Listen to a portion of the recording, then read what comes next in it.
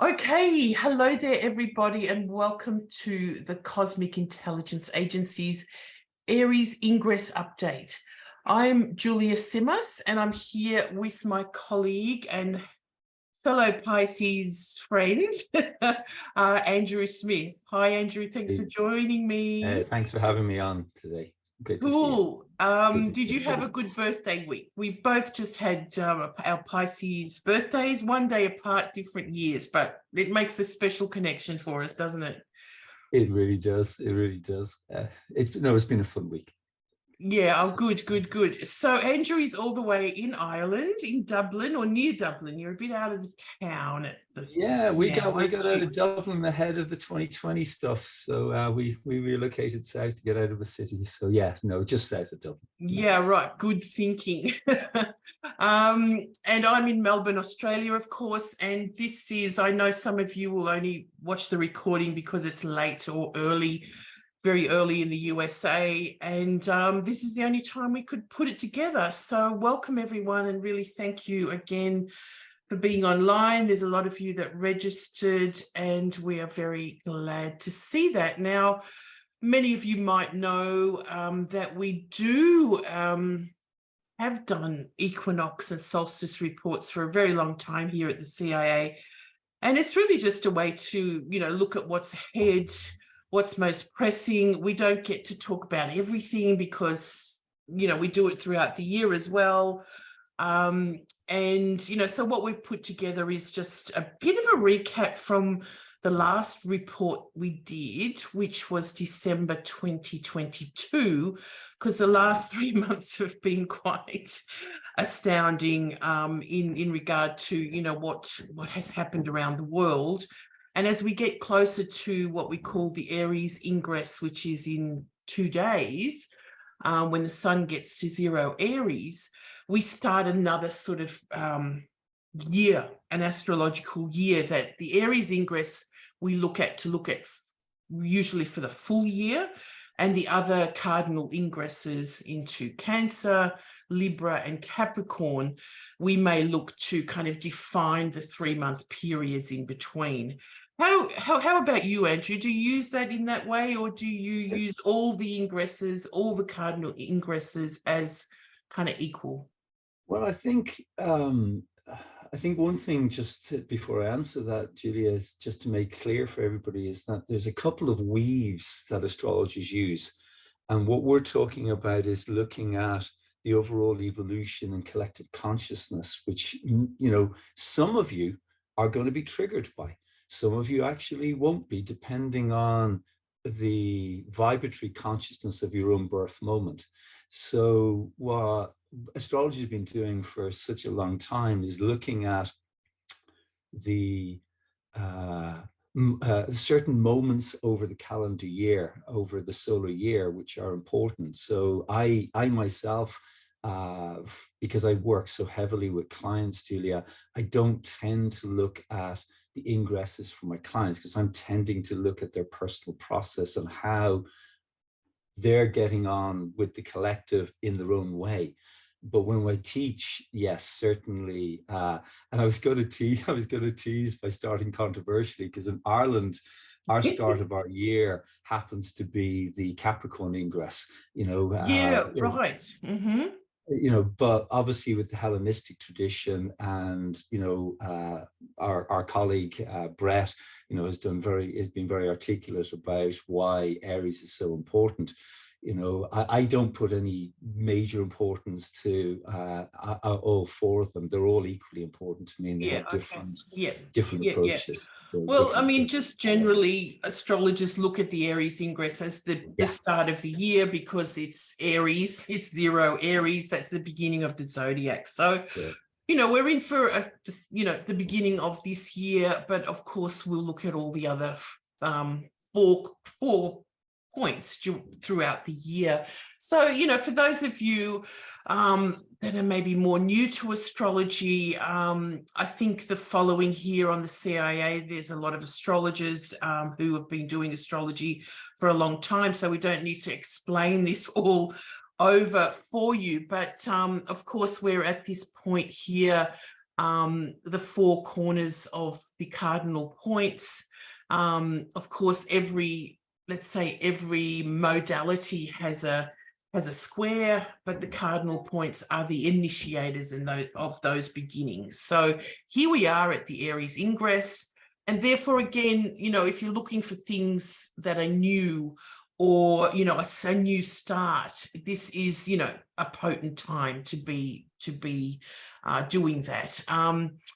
These are just some diagrams that I use to explain that it's not only that the sun is at 0 Aries.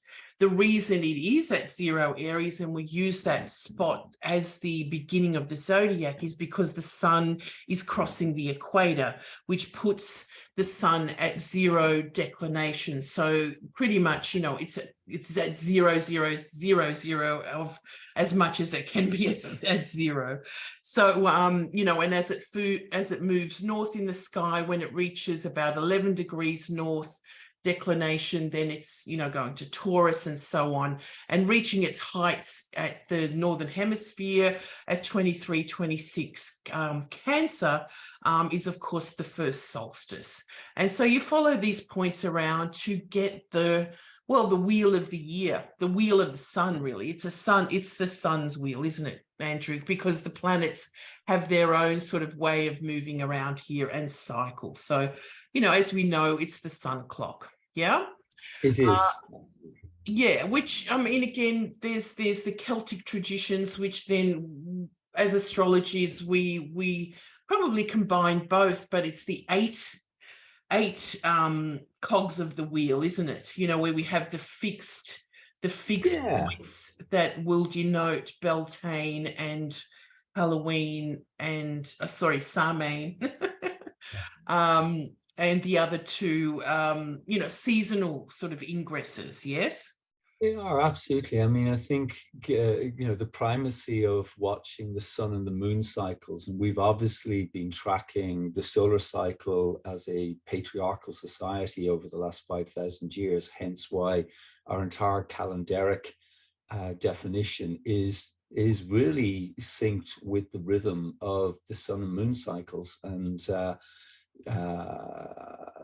certainly from the Celtic tradition, in tracking the halfway point in the movement of the path of the soul, the sun on the path of the soul, we just notice that there are nodal points, turning points within every year that are more significant, which are predecessors when lived very in close with nature. And I think that's something that you and I will be discussing today with regarding some of the ingress points and what's going on in consciousness. Then when we live close to nature, we just noticed that there were certain times or in the seasons, where it was there was a shift in solar our relationship to the sun. Yeah, the activity of the sun. So in the end, that's really where everything stems from. And I found this beautiful video today that is from Star Walk. And it just shows, the way the sun, the earth moves around the sun, and its tilt for creating the seasons, winter and summer, or to Cancer and Capricorn.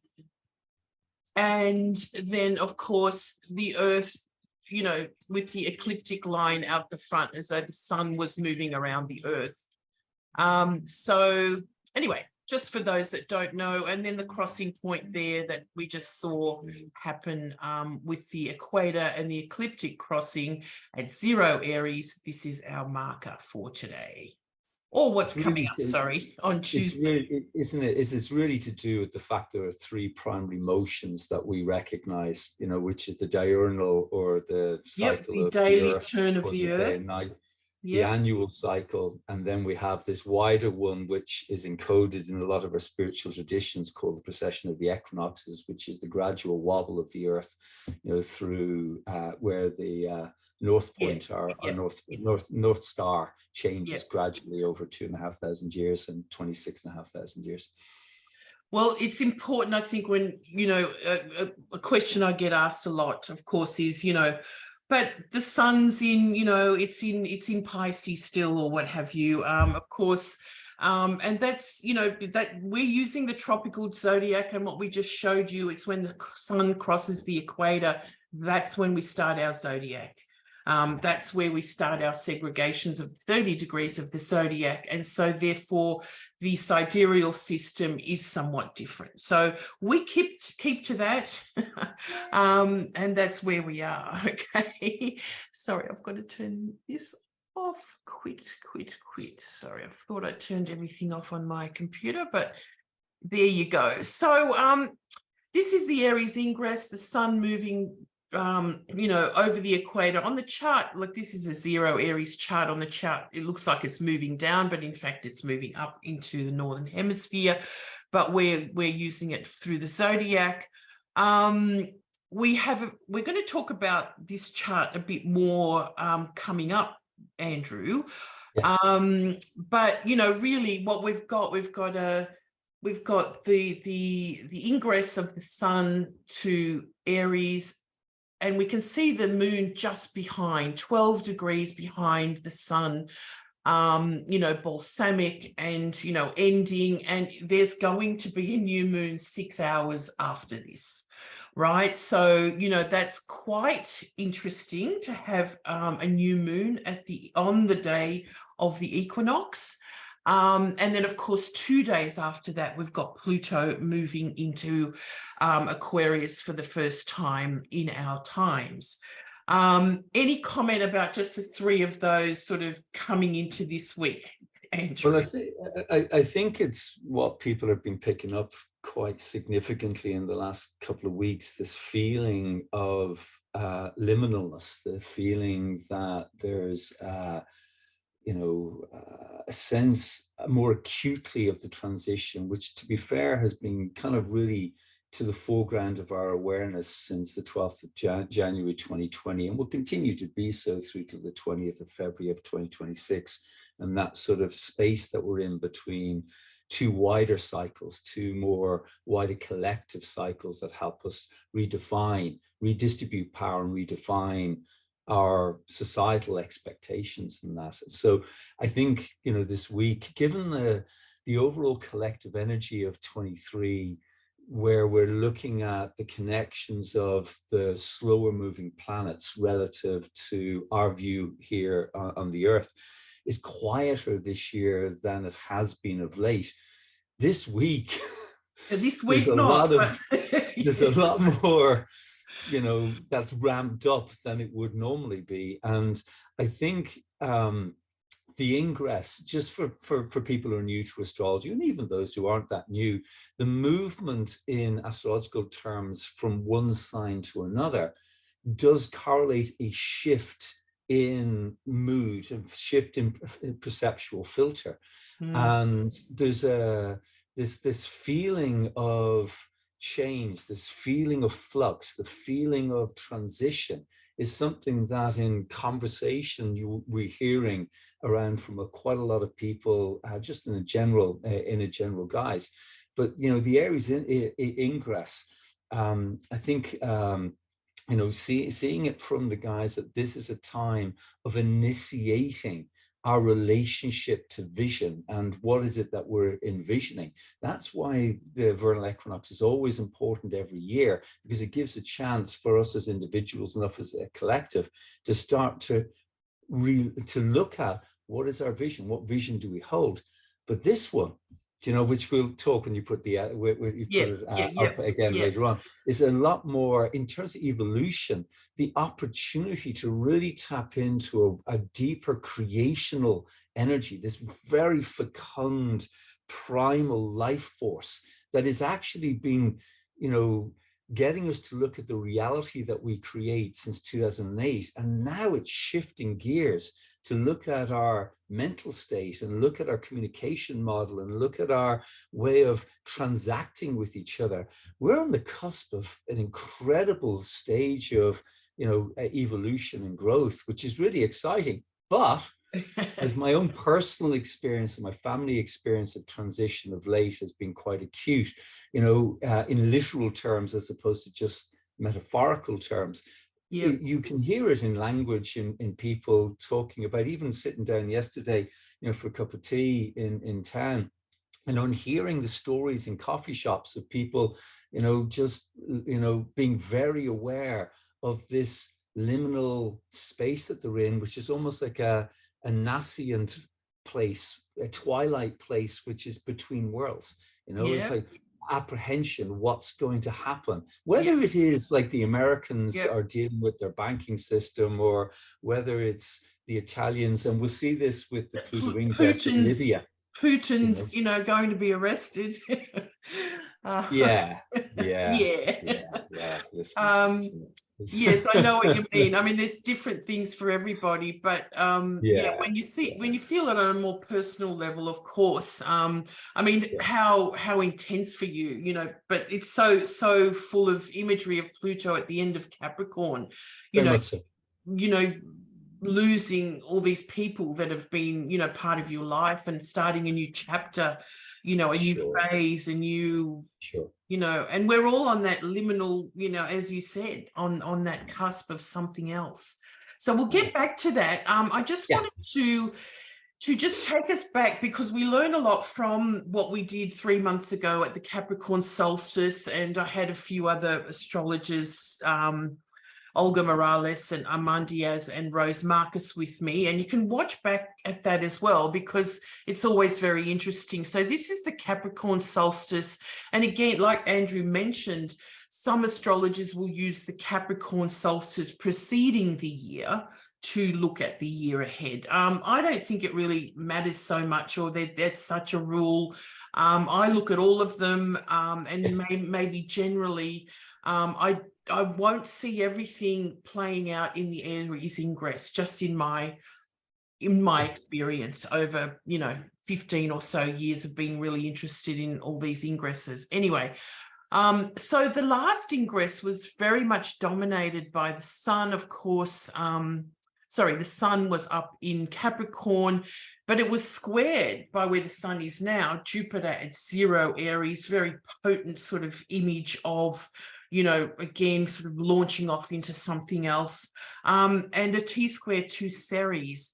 And if we look at that in a few different ways, we will see how that's played out. And then there was this very strong Sun Ceres to Uranus, as we call a Thor's hammer. And this is one of the most potent aspects, or planetary aspects.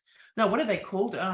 Patterns, sorry, an aspect pattern, because it's made out of squares, or made out of the 8th harmonic, and pointing to Uranus. So Ceres, Sun, Ceres is very often about the lack of something, having something being taken away, food shortages, that type of thing. The Capricorn, of course, the leadership, those in charge, the political agenda, and Uranus, change agent that puts spanners in the works. So something you want to add there? I was just going to say, for me, the Thor's hammer is really about patient realization. And there's obviously two different Thor's hammer. One is a waxing, one's a waning. This one actually is more about the sage, connotation. And if you look at the way that the primacy of Ceres, because Ceres actually, has dominated in the last number of years with respects to nodal points in terms of synods or planetary alignments. And, it is really about looking at our shattered. Yeah, she was right there in 2020, wasn't she? Yeah, with the Saturn-Pluto conjunction in Capricorn. But if we look at our shattered relationship with our bodies and our nature, and our disconnect from nature itself, and regardless of the political greenwashing of the world and the issues of natural climate cycles over anthropomorphic climate changes, our sense of disconnect from our body, our disconnect from our creative source by the systems that we live in, the way that we're living, to me is also part of this imminency that Pluto, through Taurus is about, if we look at the history of Pluto through Taurus over, say, the last, say, 3 or 4 cycles, where we see revolutionary insights and changes around our relationship with our inner earth, the way that we treat ourselves, our bodies, our agricultural systems, our food systems, etc. So, but it's about Uranus? You said Pluto. Do you mean Uranus through Taurus? Did I say Pluto? I meant to say Uranus. That's all right. I just want to correct. It's easy enough to do, but I knew what Uranus. Yeah, Uranus and Taurus. Yes. So, we have been having that revolution to do with food and, all that type of thing anyway, haven't we? Yes. Yeah, and then we've had, so Ceres adding to that story, greatly there. Sure.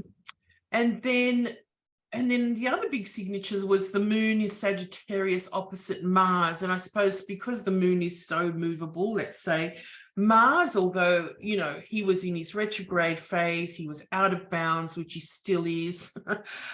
He was conjunct Aldebaran at the solstice.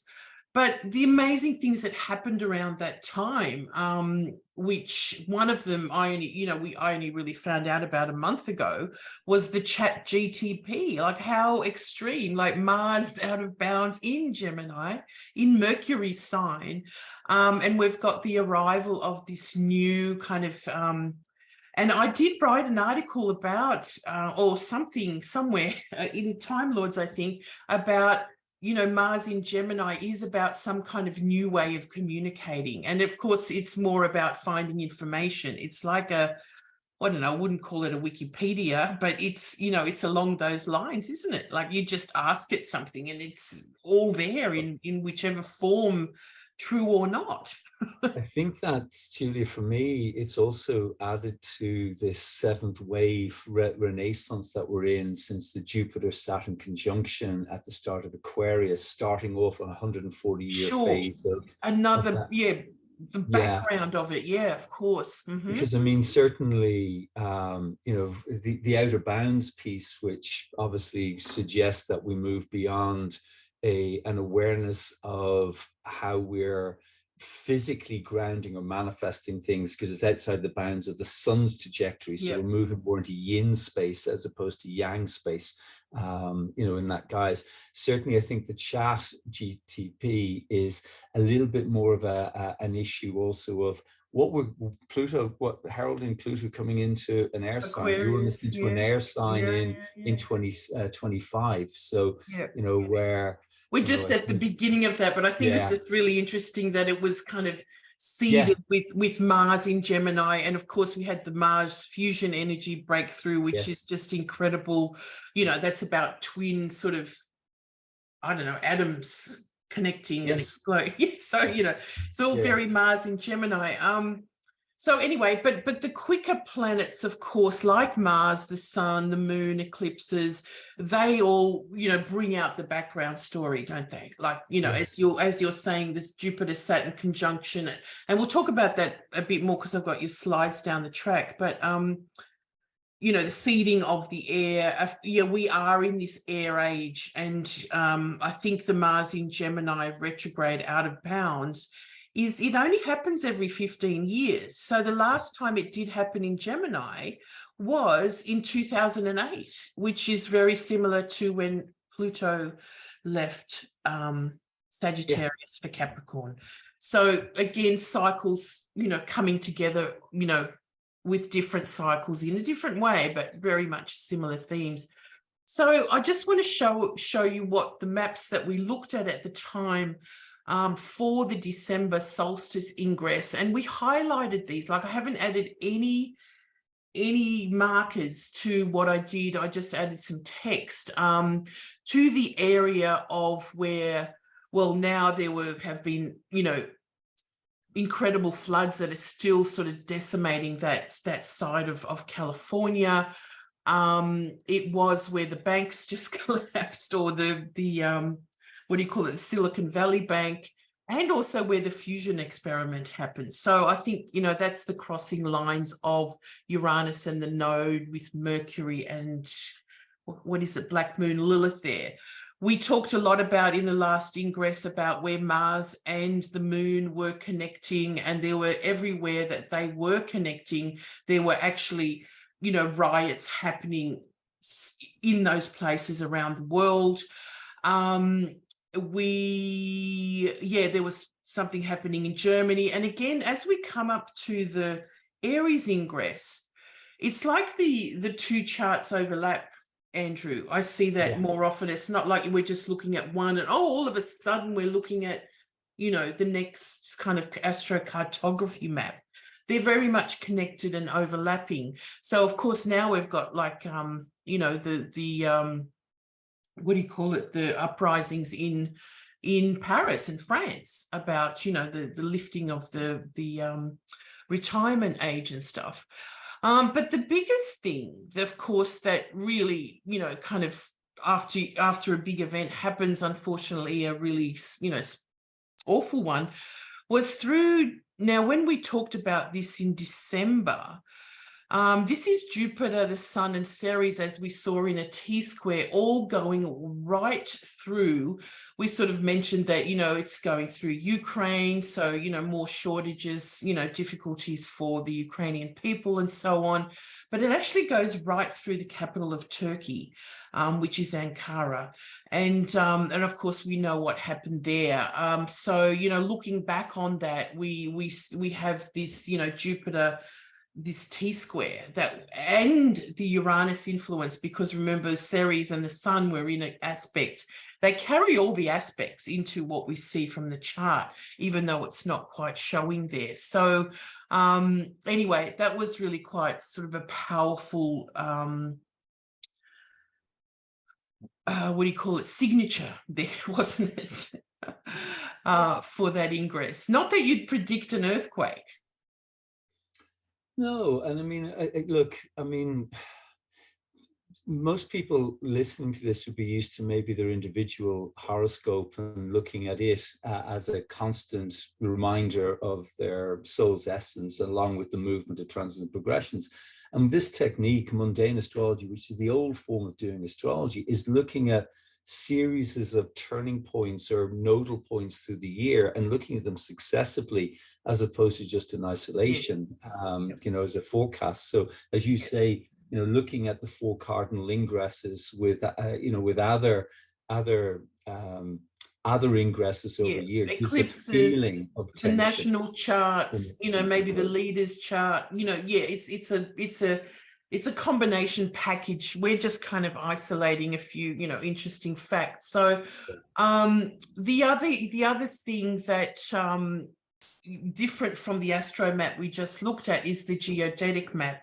And the geodetic map, I think I've explained it at the last time, but it is about, you know, putting 0 Aries at Greenwich and you know, kind of dividing the globe into 30 degrees each. So you can see at the top, you can see a sign, you know, every 30 degrees. There's Taurus up there, there's Gemini, there's Cancer crossing Libra here, and so on. And then the rising and setting points also, like there's Gemini, and then we move into Cancer here. And so if we're looking into Europe, we're looking at where Leo crosses Taurus pretty much, right? Ireland's still in the, let's say, Pisces zone, isn't it? Pisces and hang on, what are we looking at? Yeah, Pisces and double Pisces zone. No, sorry, Pisces and Gemini zone. No, the one before, Cancer and Pisces zone. Yeah. So everywhere on the planet has a kind of combination of signs, so that when you can look at your own birthday for that, and, you know, like where's the place in the world that on the geodetic map is, you know, my ascendant and my MC, right? It's a really interesting exercise, or a good way to teach it.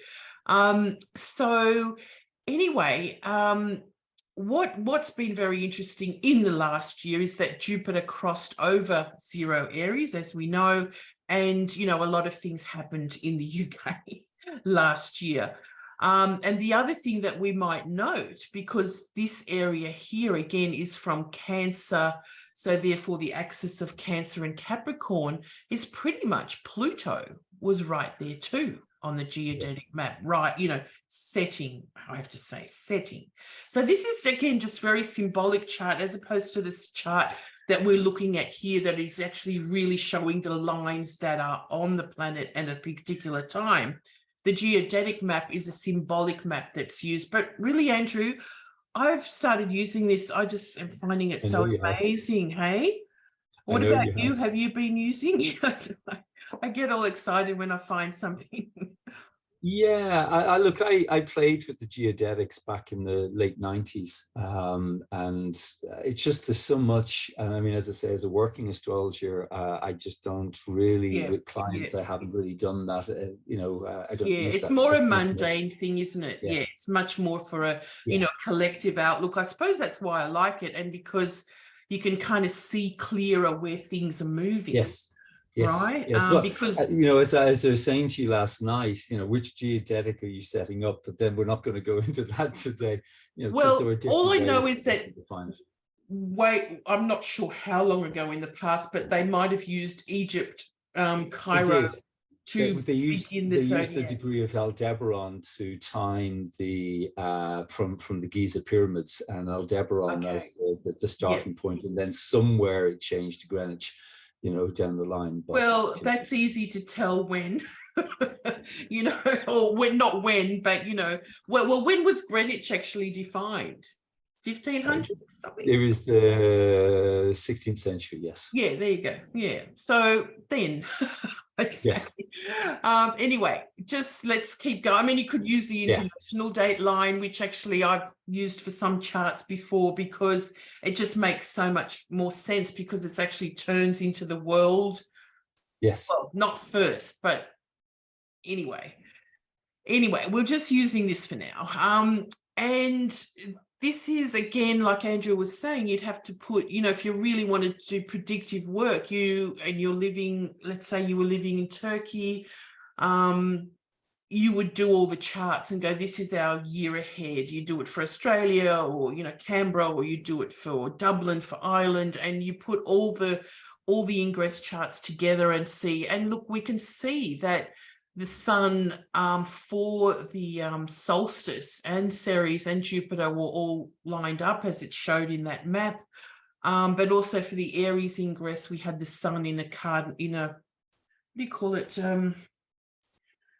Angular placement. And that's really what, let's say, accentuates the strength of a planet being on an angle, rising, setting, culminating, or anti-culminating.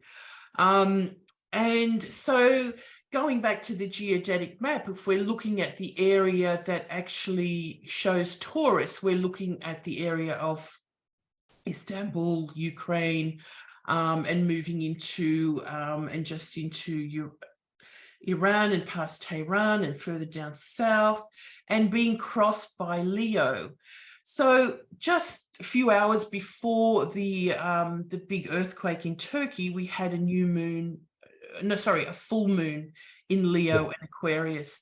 And I know these maps get sort of complicated when you put everything on them.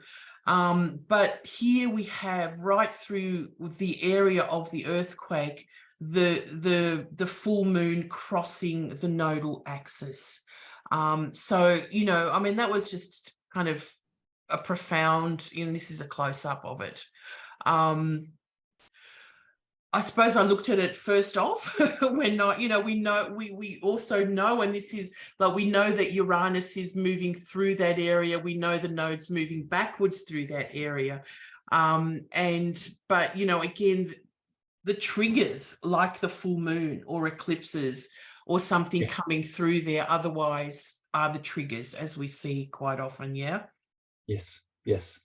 But I mean, again, you know, if we're looking at the nodal axis, which is also part of the intersection of path of spirit and the cross of matter itself, it brings attention into, from a deeper level of consciousness, into this plane of existence, which, you know, draws attention to this part of the world for whatever's going on in the collective piece, and obviously the outpouring of collective sentiment towards the those who lost their lives in actually an incredibly sacred part of the world, which has been largely overlooked. If you think about the Ugarit tribe back from antiquity, and then we got Gazepi-Tepe in this sort of area. I mean, that's right.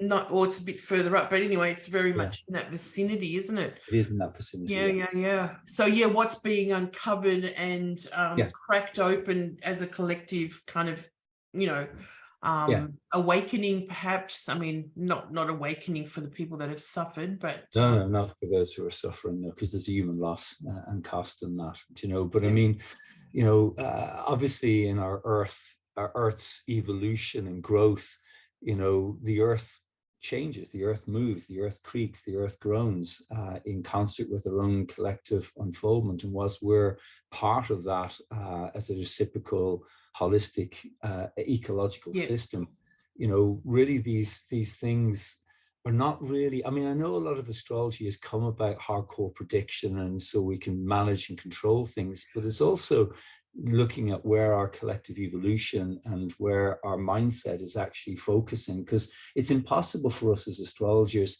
to take every single country and every single, you know, political leader and try and then to be told, why didn't you predict that? Why didn't you predict that? And of course, again, we look at it in hindsight and go, you know, incredible, you know, but, you know, looking at this, if you do, you know, want to do predictions, you have, like we said, we have to look at a lot of things.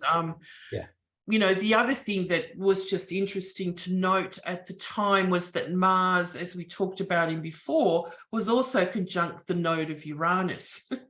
So I just thought, okay, well, that adds another level to it. And, you know, is that always going to happen when, you know, these things combine? You know, it's going to take a lot for the node to be back in that area, but something else could be back in that area. So again, you know, finding the patterns and, you know, the endless kind of cycles, you have to do a lot of work. We're just putting this much together. But again, sorry, Julie, just back to that map. Remember, I mean, if we take a psychospiritual approach to the nodal axis, the pathway of intention, the pathway of familiarity, and the Iranian school of astrology that looks at the nodes as being collective sentiment, us as a common people and our connection to the common people. If you look at the attention that was drawn towards Turkey, we obviously are being aware of the Russian-Ukrainian, Eastern Ukrainian scenario for quite some time. We've been aware of Palestine, you know, the Gaza Strip, you know, down into Israel for quite some time. But drawing attention to what Turkey have been going through with the level of financial crisis, the corruption aspects of there, the social inequality. And if you look at the way that buildings were constructed, which goes back to this Uranus in Uranus and Taurus guys of, you know, the cheap construct of housing that's going on around the world in areas that on the Earth we're not supposed to be building on, you know, per se. It's interesting that in an evolutionary guise is getting us to also look at how we construct our society, and how do we as a society actually are our hearts bleeding for our common humanity, or is it this just a swipe moment for most of us, which is like, oh, that's tragic and unfortunate, let's move on. So I mean, the move from me with the nodes by mundane astrology is to draw attention to our collective dharma, karma path in terms of our evolution and our compassion as individuals. And then there's that other layer, which you're highlighting beautifully for us, which is the mundane physical layer, you know, of plotting, you know, earthquake zones, major earthquake zones around the movement of eclipse points and the nodal point. But I like how you reminded us, you know, the Gaza Strip is on that line as well, and, you know, things that have not stopped there as well. So, you know, is it just that one sort of spot? No. Yeah, there's a lot to take in there, and of There is. course, what is the best thing that we can do with our astrology, as per, you know, as you say, to be conscious of it all and what's going on. So anyway, just wanted that little recap. But so now this is the Aries Ingress chart. I know, I mean, I've highlighted some of the kind of the key planetary aspects, but I know, Andrew, you always work with the closest aspect, Yeah. which is, I think, Pluto and the Sun sextile. Yeah. Yeah, and I mean, if you look at this libidinal energy that Pluto represents, because I mean, again, as we're going to look at the Pluto ingress chart, you know, it leaving Capricorn, moving into Aquarius, which is obviously in, you know, three minutes of a degree away from, you know, we've never in our human consciousness experienced Pluto's moving through Capricorn or through Aquarius when we've been consciously aware of the presence of Pluto. I mean, obviously Pluto's been there, but we haven't been conscious of it. So whilst we may make correlations around it, I personally, as well as professionally, still am drawn on the actual final meaning of Pluto. We've only come into its oppositional phase from its discovery back in 1930, or the disputes of roughly when it was Seeing itself for discovered. the first time with the opposition. Yeah. Is that what you're saying? Yeah, absolutely. But if we look at that notion of that deeper guise of Pluto, which is the very primal movement of consciousness, that primal, fecund, almost Kundalini energy awakening, you know, if we've got this with the sun heading towards this seminal week of shifts of awareness, which is bringing into our own empowerment, our own sense of mortality, our sense of life force, how are we as individuals going to use our creative energy and our sense of personal empowerment? Because again, slipping into a couple of the other cycles coming on, we know that the air element, you know, which is going to be dominating our collective zeitgeist, is really about our ways of connection and movement and coordination, whether the movement is of air, communication, whether the movement is of travel, you know, whether, you know, and freedom of travel, freedom of expression, freedom to actually charge our political leaders, you know, with, you know, a greater level of awareness beyond the corruption that exists at the heart of society that's been ripped apart by this movement, this creative movement that has got us all to look since 2008 at the fact that we haven't lived in a democracy. We've lived in an illusion of a democracy in every part of the world. And the deconstruction, reconstruction energy is reaching its height at this last degree of Pluto, you know, moving just before it decides to go into a new domain, of just bringing back our awareness of what reality have we created, and is this what we really want? And I think the sextile opportunity, you know, guys, it's a waxing sextile, you know, waxing meaning, you know, when we're looking at the faster moving planet to the slower moving planet, and we can see the sun is ahead of Pluto. Why? Because Capricorn is behind Aries in the natural zodiac. So this waxing energy, this a very yang energy, is an opportunity for us with this ingress to actually look at our relationship with the way we bring around fundamental transition within our lives and within our collective lives as we're tearing down, you know, structures. And it's no coincidence that, as you've said at the beginning, Julia, that, you know, we start with the ingress of Pluto to Capricorn with a inverted commas banking crisis, you know, and we end in America with a banking crisis, you know, even though Pluto is going to be back and forth across the last degree of Capricorn really till, you know, the end of next year, you know, 2024.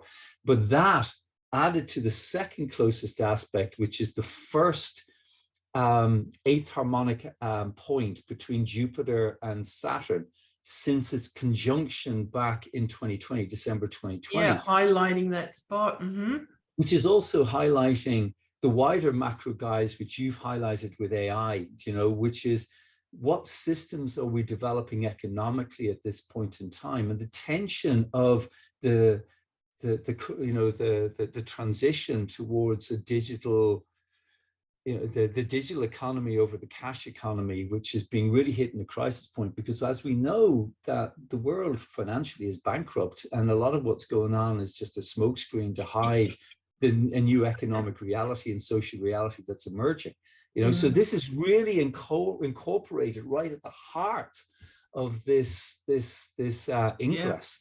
With Saturn and Jupiter being literally 3 minutes from and applying, you know, semi-square, which happens on the day of the ingress, you know. So they're very much all aligned, aren't they? Yeah. I mean, but you know, the thing which we have as individuals is really to question what reality are we consenting to, you know, create, given the fact that, you know, reality has been created for us by individuals who have taken charge as opposed to the collective. How do we consent? And I think that's also part of the tension which we'll talk about with Pluto in Aquarius, which is that, you know, the guise of our collective voice, is our real collective voice truly being heard by those within the patriarchal pyramidal scheme, you know, as opposed to the circular inclusive yin, you know, process, which hopefully we can emerge to. But I also think, and this is something that, you know, you've spotted and other astrologers spotted, outside of the 0 degrees Aries piece, keeping in mind that we have a Uranus-Jupiter balsamic semi-sextile taking place, linking us to the original conjunction of Jupiter and Uranus back on the 8th of June 2010 at 0 Aries. You know, and we've got obviously this prelude towards the Saturn-Neptune conjunction of the 20th of February 2020. It's like a big fractal, isn't it? It's like pulling at 0 Aries. It's pulling in everything that's been just you know, more recently passed, and a bigger story to the micro story.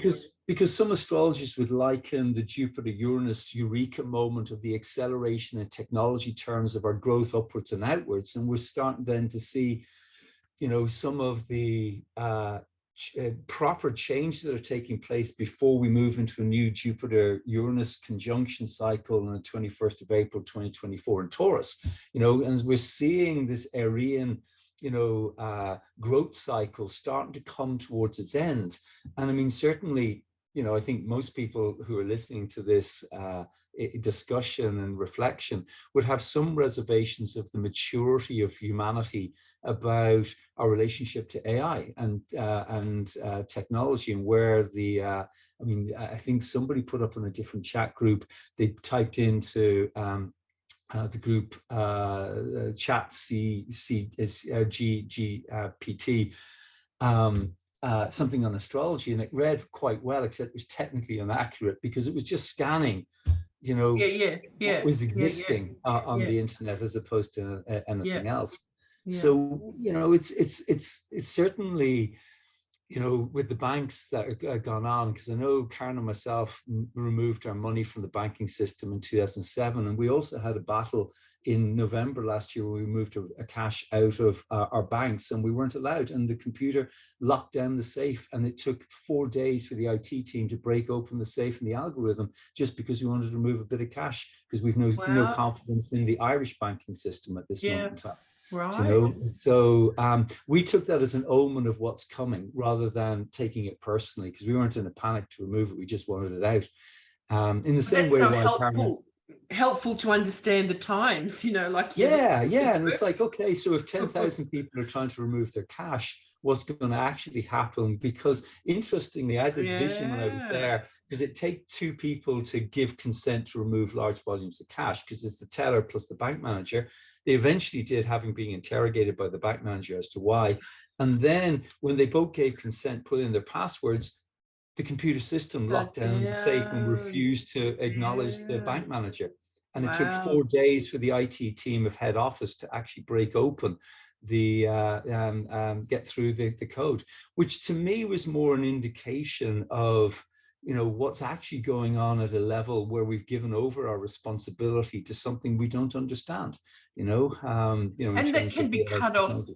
at any time. And I mean that's the big scare Yeah. of the digital world, isn't it? You haven't got your phone, you can't get in, you haven't got this, you haven't got the passcode, you haven't got, like you haven't got it on you or in your microchip or whatever. It's like, And I think, to the point is that technology is always progressing from, discovery of the wheel and fire through to the invention of certain musical instruments to, transportation and that. And AI is something that is benign in itself. It's like when Schopenhauer split the atom, he did it for innocent purposes. And then there were some other people who had some other purposes for it. The same thing with AI.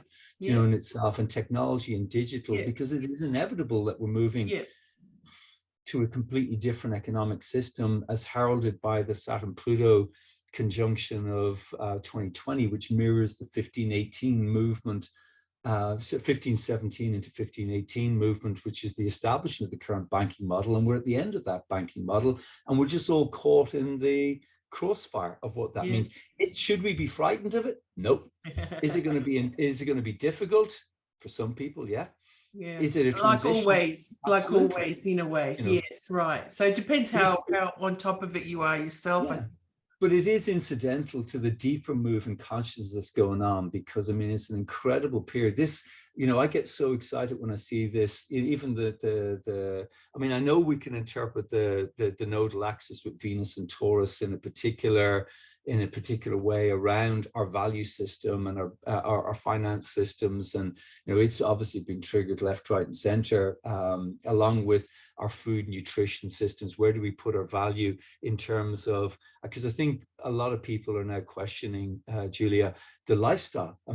I always smiled in a slightly arrogant manner when I'd hear advertising saying, thank Crunchy, it's Friday, because people were living for the weekend because they're so enslaved to mortgage and so enslaved to their taxes and that, as opposed to actually taking a different approach to say, is that the system that we want to create? And to me, a lot of the symbolism... It's like when we started the 8-hour day, now it's like we should start the 4-day week or the 3-day week or something, for everyone's health benefits. Yeah, and you see, if you look at the Ceres aspect to trying to Pluto in opposition to the Sun, which is also a dominant feature, it gets us to look at our relationship with being splintered, from our creative core, our creative source, because we know the story of Ceres is that story of splinteredness between, two aspects of the feminine and the yin energy, the yin energy that holds a space and the yin energy that creates a space. And there's a severing through the indifference of the patriarchy. Because the patriarchy, had no interest in the plight of Ceres and her mourning or grieving of the fact that, there was a bargain between brothers to take the daughter without the consent of the mother. So if you move away from the Grecian or the Hellenistic philosophy and look at it at a deeper level, it is the yin energy that is not allowed to actually, create a sense of unity. And if we look at, say, the earth, which is the yin Gaia that we live in, Terra, and how separate or disconnected we are, and how that disconnect is manifested in our social lives, our physical lives, our mental lives, our spiritual lives, our economic lives. To me, this ingress is so exciting in terms of bringing a deeper awareness of, is this reality that we've been deconstructing over since 2008 in an intense manner? What reality do we actually need to now create? And we're seeing all that death throes of, the fact that the powers that be that have been building and sitting on top of that pyramid, are clinging on for dear life, you can see that, can't you? And you can see there's more and more people, and and to be fair, the one positive side of the internet has been more of us being able to communicate with each other, as opposed to what took place between 1777 and 1798 when Pluto was last in Aquarius, where it was almost like carrier pigeon to let people know from well, that's it. That's a quick way, but otherwise carriage and horse and days of travel and whatever. Literally, you're scouting. Yeah. But it's exciting. I mean, it is. But sorry, one final comment. The Pluto sextile to the Sun, which is the closest aspect in this Ingress chart, really highlights about a personal responsibility to our own masculine light or yang light, the sun being the yang light, the moon being the yin light, of how do we empower ourselves, how do we actually draw our creative life force into creating a vision, cardinal, to create fire, light, create Aries, vision. Yeah. How do we create our vision? Yeah. No, I like that. Thanks for reminding me, because Aries is the eyes or the head, with the eyes are the first things, that sort of come out. So yes, be very aware. I think, you've noted, of course, Venus and the North Node together. I'm using the true node here. It's, back a degree if you're using the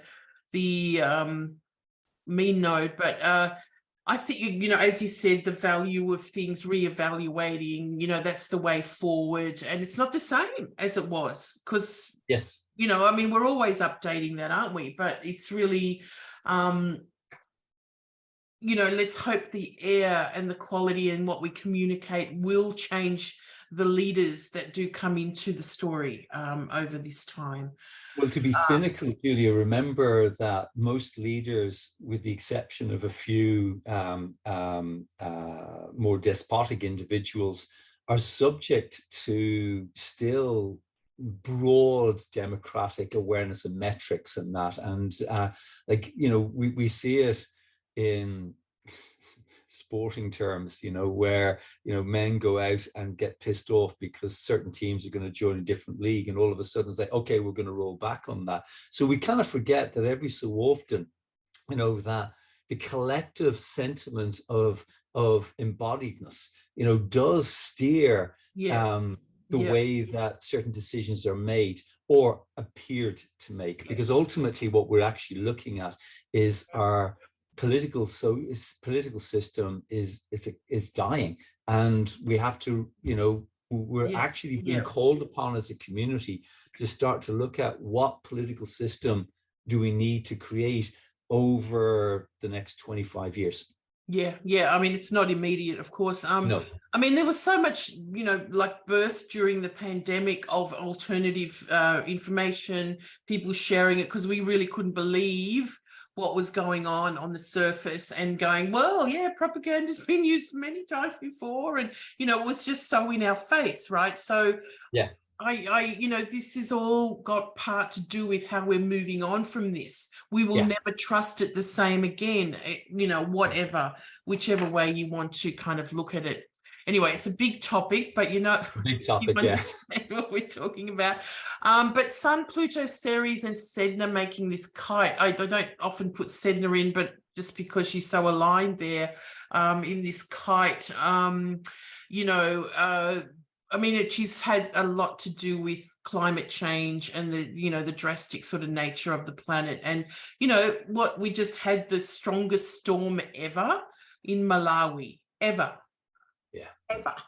Like, wow. And that's, of course, Neptune and Mars, but I think it's this incredible sort of kite atmosphere that is flying around everywhere, and so much water. Like, I don't watch the news all the time, but I did watch. It was just like everything was falling apart in Lima, in so many places in the world, still on the coast of California, disintegrating, flying, what's the word? Avalanches, and, houses being demolished by flowing water on hills. So, But also, without being glib, if you look at the element of water, we see the element of our connection to our heart consciousness, and our disconnect as a society, and a disconnect at a building level and a construction level around the heart of it's how we the house poor people. Places. It's the people that can't, and they build in those areas that of course live in poverty, and they can't have Well, even something very in the first world, like in Ireland, you know, they were building on floodplains. I mean, there's a reason why something's called a floodplain, and you don't build in a floodplain, because it's a time where naturally the rivers flood, and of course water damage is water damage. But you can see that disconnect and the hubris of our society. It says we can master anything, or to your point of the third, you know, to less financially substantive cultures which are taken advantage of, you know, through desperation. We're just going to build anywhere. We'll build in earthquake zones without earthquake proofing our homes. Obviously, nothing's going to survive a quake 8 or a quake 9, because that's just, you know, nature itself. But, you know, this water consciousness, you know, which is getting us to really look at what is our relationship to our deeper heart energy, and are we as a society come from a heart place? Because there's an outpouring in you know, Malawi and other places where have been storm hit with collective emotion and sentiment, but it then the metrics just disappear and say, oh, we're on to the next thing, and we're on to the next thing, and are forgotten, and how, you know, you don't look back and how is it, you know, that this is now being rebuilt or being rebuilt. I mean, that's where good reporting comes in, but we don't see it all the time. But also, just one final thing on that, which is part of the Ceres Pluto thing, which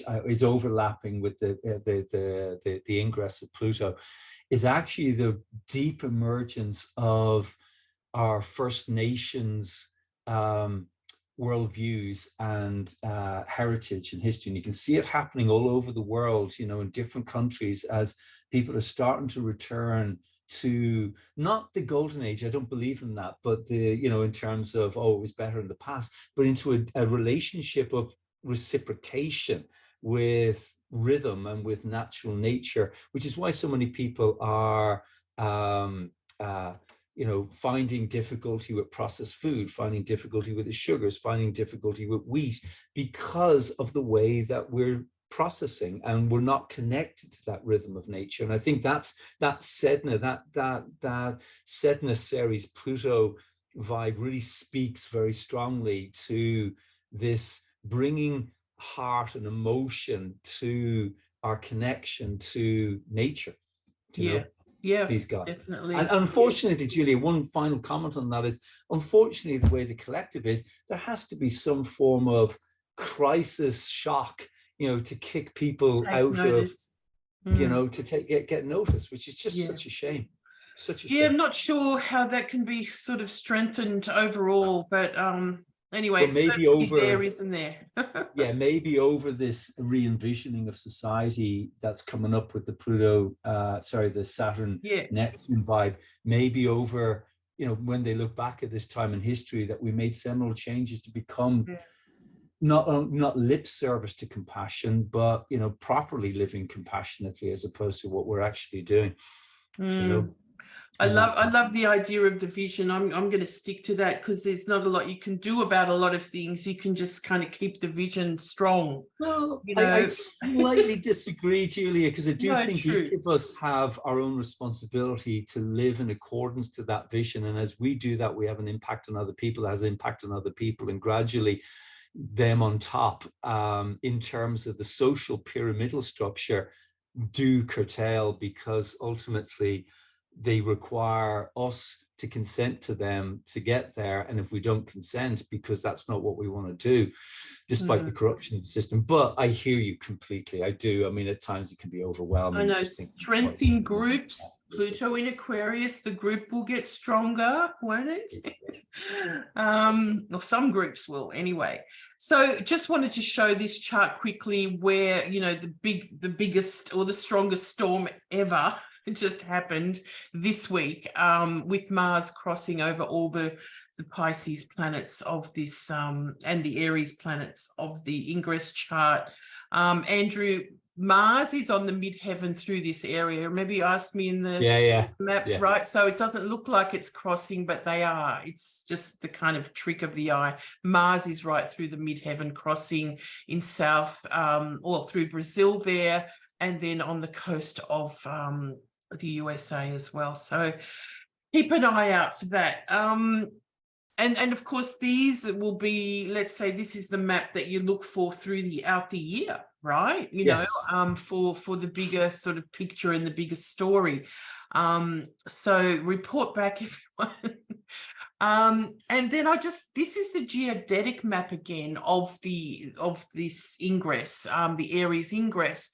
But, you know, looking at the geodetic map, if I took all those planets off again, you know, where are the full moon and new moon, like I showed you in the you know, with the Turkey, you know, earthquake crossing the nodes as they move, you know, across the planet through these sections or segments. You know, where's the solar eclipse? It's, you know, it's kind of going, you know, on this line, which is right at the edge of, you know, Aries, and wherever we see the edge of Aries and the beginning of Taurus, right? We're going to have the 29 solar eclipse. Just think about where Mars, let's say Mars retrograde has been through, and it's been through, you know, this area that sort of starts in Iran and sort of moving across India. Now, you know, it will move quite fast across, let's say, you know, the next year. But how about where Venus retrograde will be? You know, right over China, Japan, in the Leo area, okay, and Australia. So I haven't done enough work on like the retrogrades of planets through geodetic maps, Andrew. But I you know, again, I'm kind of really starting to look, you know, Well, you more know, into that. you know what the philosophy is that a retrograde is a gathering of ground. So it basically Well, it's pauses going and 3 spends a times lot in of an time. area. Exactly. Yeah. So it just puts more of an emphasis in that Yeah, so, region. you know, emphasized, and then of course where it's crossing, you know, where's Leo? Again, Leo is the area here, as I said, you know, rising and setting. Okay, so you know, a few other things, you know, what was I thinking of? Pluto going through the Cancer Capricorn area, or, you know, opposing that, you know, over so many years, crossing the UK, you know, Brexit, you know, there's Well, so many things that have sort of completely, you know, changed in that area, let's and say. you can also see with that, given the metrics of what's going on with Metron, Brexit, you've got the whole tension out of Yes. Italy, putting it up to France and Germany. We've got the Libya crisis that's going on that nobody's talking about. You know, in terms of, you know, the refugees getting the heck out of the civil war that nobody's actually talking about. You know, you can see that with the Pluto ingress. You can see it with the with the geodetic, where that transition moving from one region to another has had the primacy. And we know the anorechic degree represents a time of heightened sensitivity, just as a particular consciousness is winding up to start a new phase. And so we get this intensity of awareness around. So, you know, so if people genuinely listen to this, would say, let's watch what unfolds in the United Kingdom, in France, in Italy, in Davos, and, you know, Switzerland, because it's going quite close to Davos, and then towards Libya, as well as, you know, what's happening in Darfur, you know, and then towards the Rift Valley Gorge and northern Mozambique, you know, in Africa. Yeah. If you're following Yeah. that So anyway, that's just the way to sort of keep an eye on the geodetic map. I just find it quite fascinating. And I've written more about it in our Time Lords magazine, where I have really sort of said, watch this area because that crosses that. Again, it's really hard to show in these maps unless you take everything off and just really highlight it, because there's so much going on. Now, why have I highlighted this one? I can't remember. Oh, it's just to highlight the cyclone. Oh, the map, sorry, yes. But anyway, read more about it in Time Lords. You can access it from the front page of the CIA site. Also in there, I've added the declinations of the planets throughout the year. So, you know, you can study and learn how to read, you know, these different lines, you know, showing all the new moons and full moons. This yellow line is the moon line, of course, and it shows how we're in a cycle of every time the moon, what do you call it, reaches, you know, the Gemini, Sagittarius, Cancer, Capricorn area, it's out of bounds, right? And it's doing that for a cycle of, I'll show you the next map. But so we are also in this kind of, as well as everything else is going on, the moon is always going out of balance every 2 weeks. Do you look at that, Andrew? Yeah. The moon out of balance. I do. I mean, as you know, with Time Lords, I've kind of mentioned about the walkers, which are planetary signatures that either cross orbits or cross out of bounds on a regular basis, of which the moon, Ceres, and Pluto are the best at it. are the best at it, yeah, because they spend more time out of bounds than they do actually spend time in bounds. You know, if you look at over the duration of cycles, a whole cycle, yeah. You know, so and it is. I mean, certainly Katie Bauer, I think her name was quite seminal in bringing attention towards the out of bounds planets back in the 80s and 90s. And you know, with the Renaissance that's going on in astrology, there's more and more opportunity for really good astrology and observation to see what do these mean. As I said earlier on, my own feeling is that planets out of bounds operate in a more yin space rather than a yang space, because they're outside of the band of the yellow sun, the ecliptic. So they're beyond the yang state and they move more into a yin state. So they're bringing stuff more from liminal consciousness, you know, and operating outside the rules and regulations of what we expect, you know, in that guise, which is why some people say, oh, they feel like Uranian. It doesn't feel Uranian to me. It feels very yin, you know, in that guise. But as Olga's done a lot of work on this, which I know your slides are going to show as well, just over time. Just again, keeping an eye on it. Well, it's a really good way to understand declination and you know, where planets are crossing, like, for example, you know, Mars and Venus and Jupiter all coming together early July, or, you know, the graphic ephemeris is fantastic for this quick look. You don't have to look through. You can see, okay, wow, this is an interesting time, you know, let's look at the chart, that sort of thing. So sorry, for those who don't know, what we're looking at is that there's two different systems in astrology. There's what's called a zodiacal, where we're looking at the positions along the ecliptic or along the path, the apparent path, the longitude, but the longitude. But there's also height and altitude, and the planets don't just stay, you know, on a constant line or a constant plane. They oscillate above and below this plane, which is, you know, a different system, which we call declination. So this is just another way of looking at. As we saw at the beginning, again, it's getting your head around understanding the different sort of spaces we're looking at and how, you know, we're kind of looking through the middle of them in a way and coming together. And then this is you know, I asked Olga for this map. My Solify is not working at the moment. So it shows what we call the minor standstills of the moon. So when it's, you know, it's not going out of bounds for a certain period of time. And then this is the 2020s when it peaks in 2025.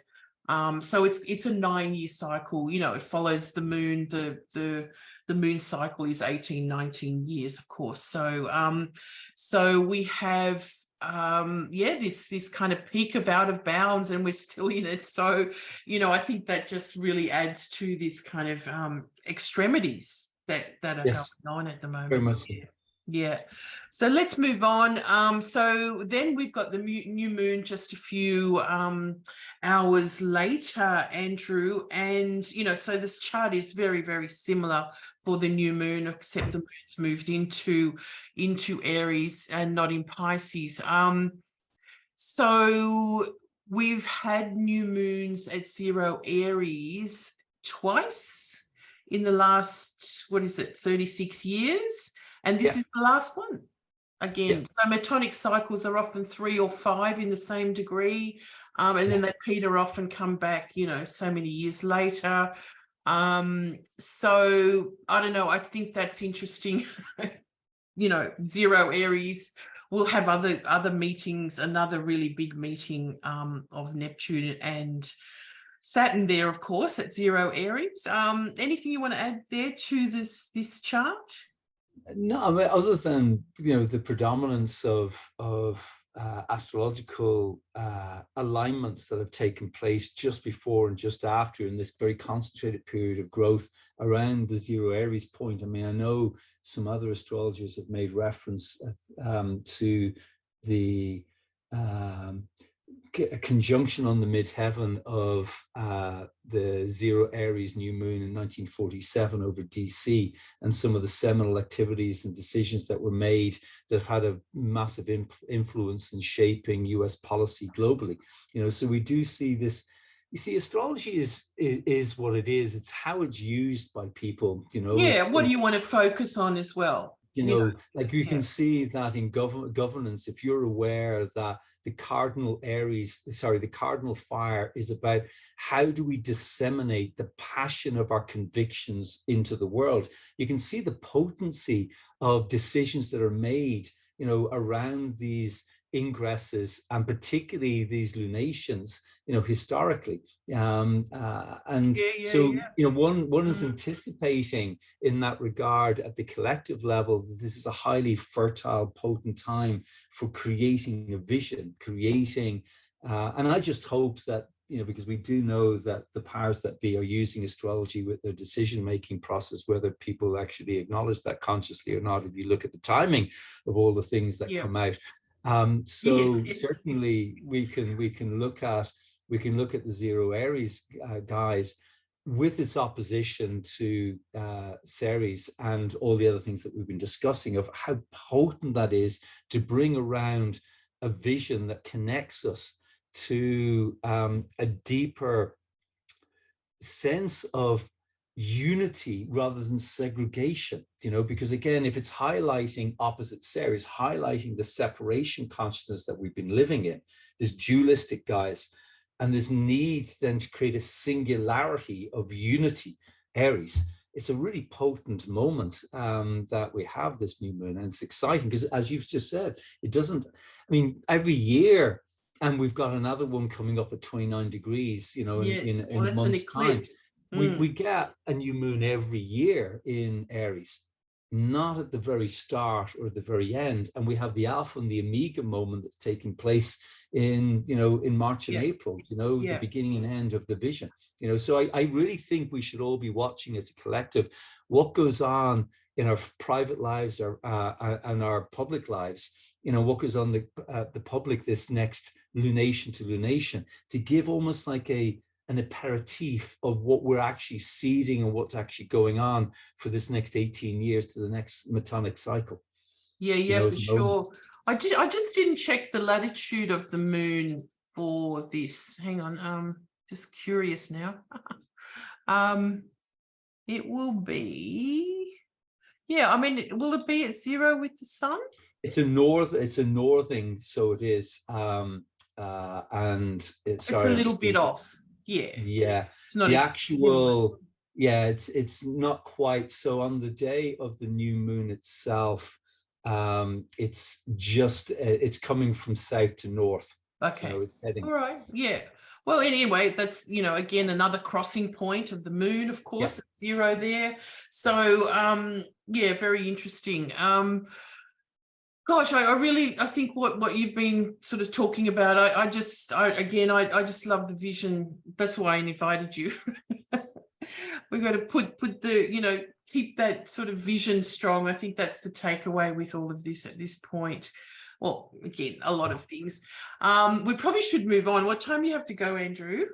If we can do the rest in 15 minutes. Yeah, no, we can. No, Mothering Sunday is happening, so I have to get to Mothering Sunday. No, shortly. I know. That's what I mean. No, I'm fine for fine. I would keep rapping for another. Yeah. Okay. All right. I'm conscious of keeping you. Yeah. So now, of course, again, this is like a day and a half later or something. We have Pluto moving into Aquarius, which we've talked about in so many ways. Yeah. And, you know, so many sort of levels, and at the CIA. And I'm sure, Andrew, you have talked about it with your students and written about it. You know. Yeah. And again, none of the things change a lot. The moon has moved on, and Venus has moved on. Sorry. Julie, I think the point that I made at the beginning, which I think I haven't read as frequently in the astrological literature, is we only discovered Pluto consciously at the third decade of last century. So we've never utilized Pluto in Aquarius when we've consciously been aware of this cosmic category. So we're in new territory in what does this actually mean? Because look, you know, we can go back to the Tudor period in England of the 1532 to the 1554. Yeah, it was a different consciousness. Yeah. Exactly. It was 1777 to 1798, which you don't have to be. I mean, look, I get frustrated with history because obviously A, it's biased, and B, I remember being bored in history class as a kid because who basically begot who to have who and who killed who to get something. It was all about war, are we supposed to be proud and, of that? and sex.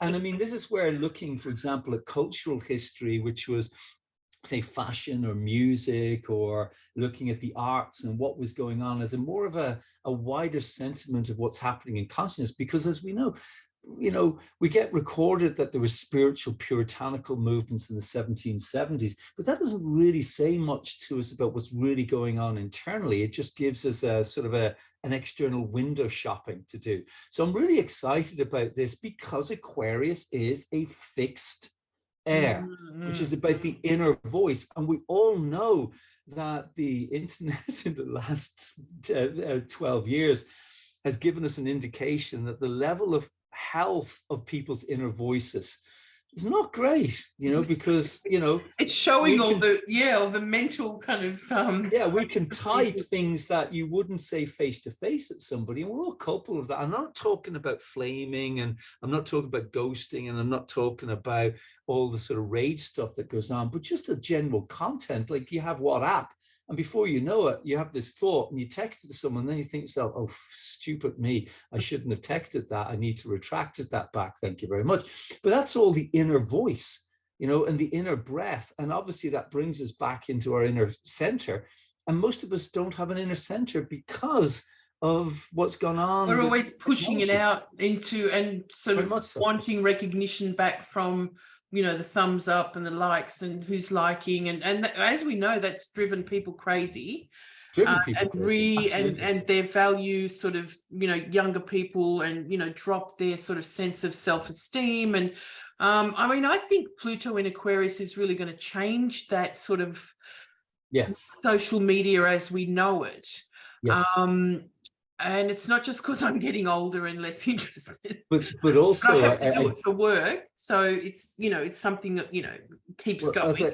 As I put up my Telegram account a while ago, and this is not for fear, and it's not because I actually, personally, I mean, whilst I obviously rely on Zoom for my business and from work with clients around the world, you know, the reality is that there are going to be technological outages. There are going to be crises around getting on access to information. There is going to be a crisis with, you know, we'll be cut off, like things are just we're going to be cut off. It is absolutely inevitable that is going to be, even over the course of the next couple of weeks, you know, as a vignette of that. And we're already hearing stories in places where there's reduced access to getting online, etc. And it's just inevitable because it's a form of... Well, it was cut off in Turkey, wasn't it? When people were, you know, social media was cut off. So we know that the power of that can just be, you know, completely sort of, wiped out, gone, perhaps, And then when you get, for example, the Twitter files being released and, what was it, 65 million people view it, and mainstream media doesn't even talk about it. 65 million, you kind of think 65 million,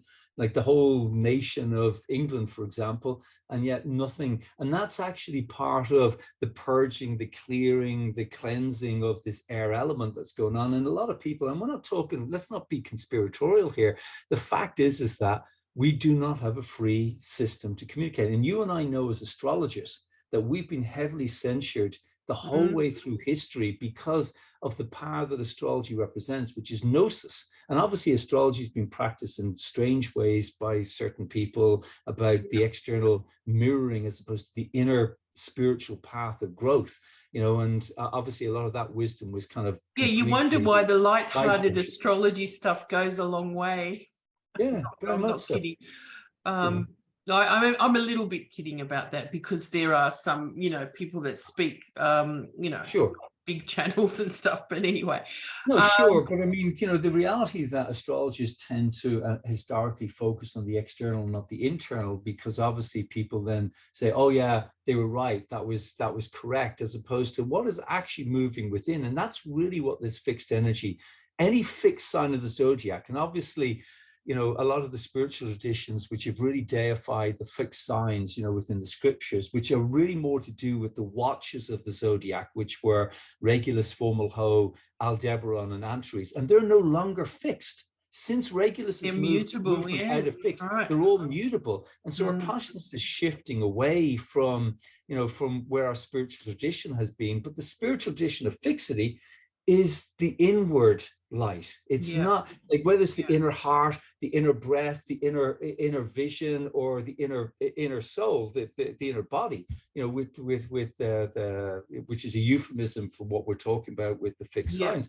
The fact that Pluto is ingressing into a fixed sign, and Pluto's nature is that Kundalini movement to actually open up, the base chakra to receive through the crown chakra to move in the heart chakra. It's a phenomenal time of actually moving through the inner pathways. Things we haven't been able to move for a long time. Phenomenal. I love that. Yeah, fantastic. Phenomenal.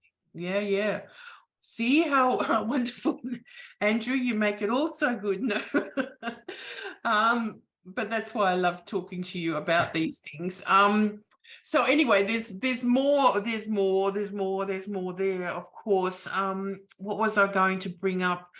Again, the nodal axis, Uranus was discovered and Pluto was discovered with their nodes at 5 degrees of Taurus. So it's really kind of interesting that is returning at this time, and this ingress and this new moon. And Chiron was actually also discovered in that realm. And look at this is the Uranus discovery. Chiron was right on the north node. At the Pluto discoveries near the north node, and then Chiron and Sedna. Chiron was conjunct Sedna. And remember, Chiron is that language that we have to coexist between the liminal and the physical.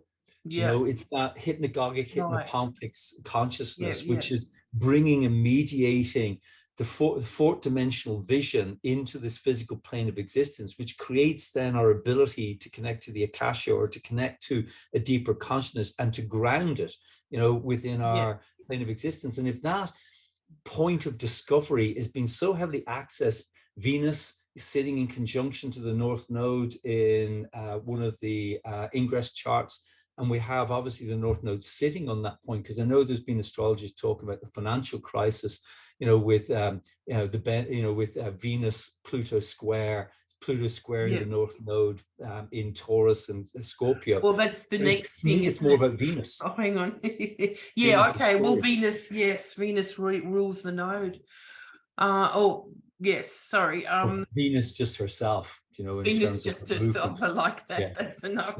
Venus just herself in a prominent. I won't say anything about rulerships on this on this guy. Riding the dragon. She's on the dragon's head. Yeah. She's on the dragon's head. She's on the dragon's head.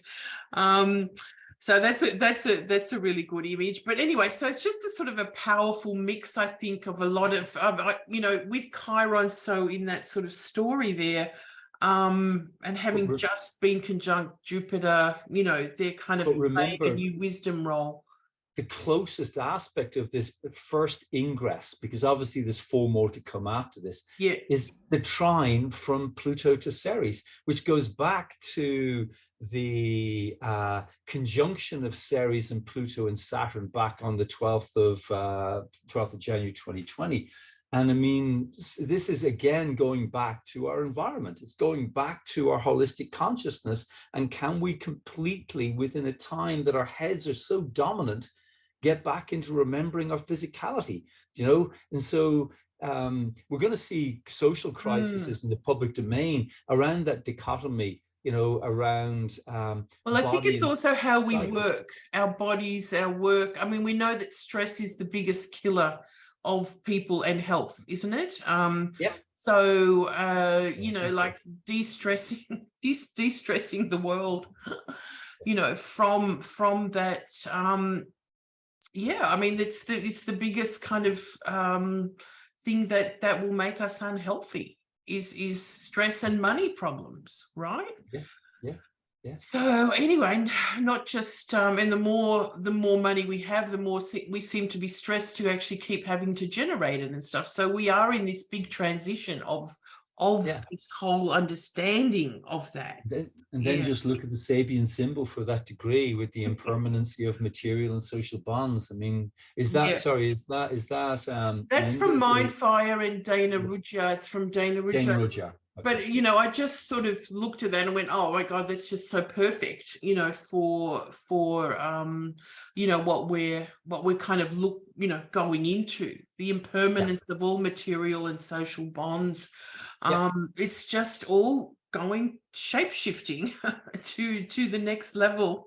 And it's teaching a certain degree of surrender, acceptance, and non-attachment. And we do know that the shadow side of Taurus is the Thomas syndrome from the Christian tradition of the 12 apostles, because Taurus, the shadow side of Taurus is all about non-believing, wanting material security, wanting attachment. Like we know in the Christian tradition, Thomas did not believe in the resurrection until the Christos opened up his hand for him to touch the stigmata as a resurrected being, because he needed the physical reassurance. So we can see, you know, with the nodal axis, which is this, you know, this movement of consciousness from familiar to non-familiar.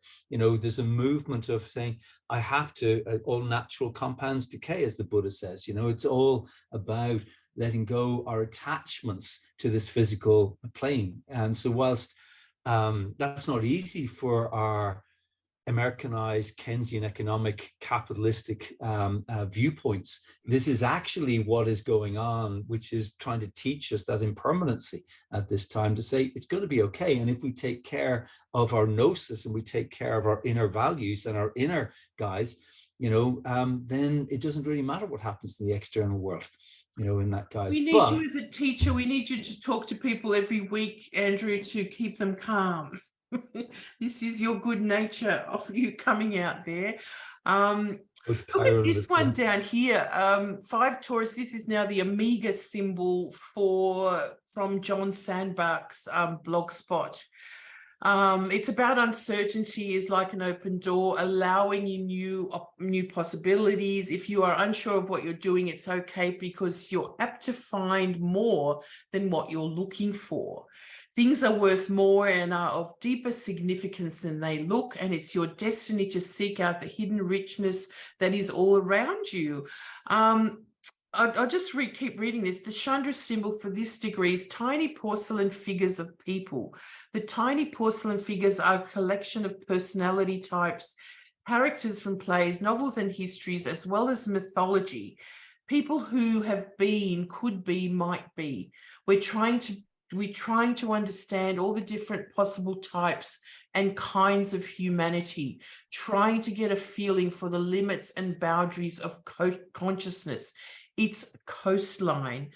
What this creates in us is a rich, imaginative, and inventive inner life that ultimately helps us to transcend the limits of personality and help us become free. It's like creating new coastlines. I love that. Do you know what I mean? Like we're creating a new edge. Yeah. Remember, I was writing about that last month with the shoreline article for CRA, right. Okay. You know, yeah. Because I was meditating also on the fact that, you know, Saturn's coming up to Fomalhaut, which is the dream behind the dream, opposing Regulus, which is the wisdom of the heart consciousness. And sorry, these will all get published in Time Lords over the next while. That's right. We've got Andrew writing a lot of his articles for us in Time Lords now. So next issue is May. But anyway, these symbols can speak in a different level. And there's other symbols that relate to 5 Taurus, or you could look at, you know, 4 Taurus or even 6 Taurus, depending on what node you were looking at. Again, the biggest aspect that Pluto is making is to the nodes, as it squares, coming in and out of alignment over the next few months. just the whole transition from the nodal axis, an eclipse at 29 Aries, you know, which is the next lunation, the next new moon, squaring the nodal axis, Pluto going like this. I mean, you know, I mean, you could look at it from the perspective of the urgency square for us as a collective nodes to really look at the issue of how we empower ourselves. And does that mean that some event in the collective along those Plutonian ingress lines, Libya, France, where else is it, down towards Perth, Australia, Timor, into the likes of Argentina, you're talking Bolivia, about where it's moving geodetically, Maunus over in Brazil, or down towards, say, Vancouver and into the likes of British Columbia and Alberta. Are there going to be experiences in those regions of the world that galvanize people to start to look at, are we as a people empowered, or are we being disempowered, and do we have to strive for that? Because it is interesting that with the Plutonian energy knocking across the west coast of the United States of America in the ingress, we get the banking, guys, which unfortunately, in a material context, power is about money and status and influence, where in actual fact spiritually has got nothing to do with that. And so people respond to the use and abuse of power around money and corruption. So it'll be interesting just with this nodal connotation, where the dragon is really awakening the other dragon, because if you take Pluto to be that fecund, really primal birthing energy, that energy of incarnation, excarnation, before we move, as we move from, the presence of, a light being into the vaster light energy of the seventh dimensional consciousness, which Pluto's sixth dimensional energy.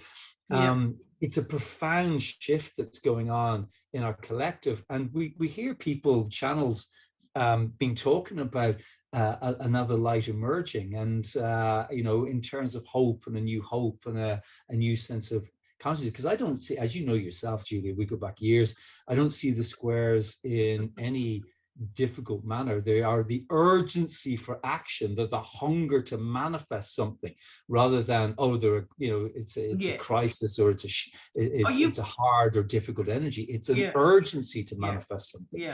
Well said. No, perfect.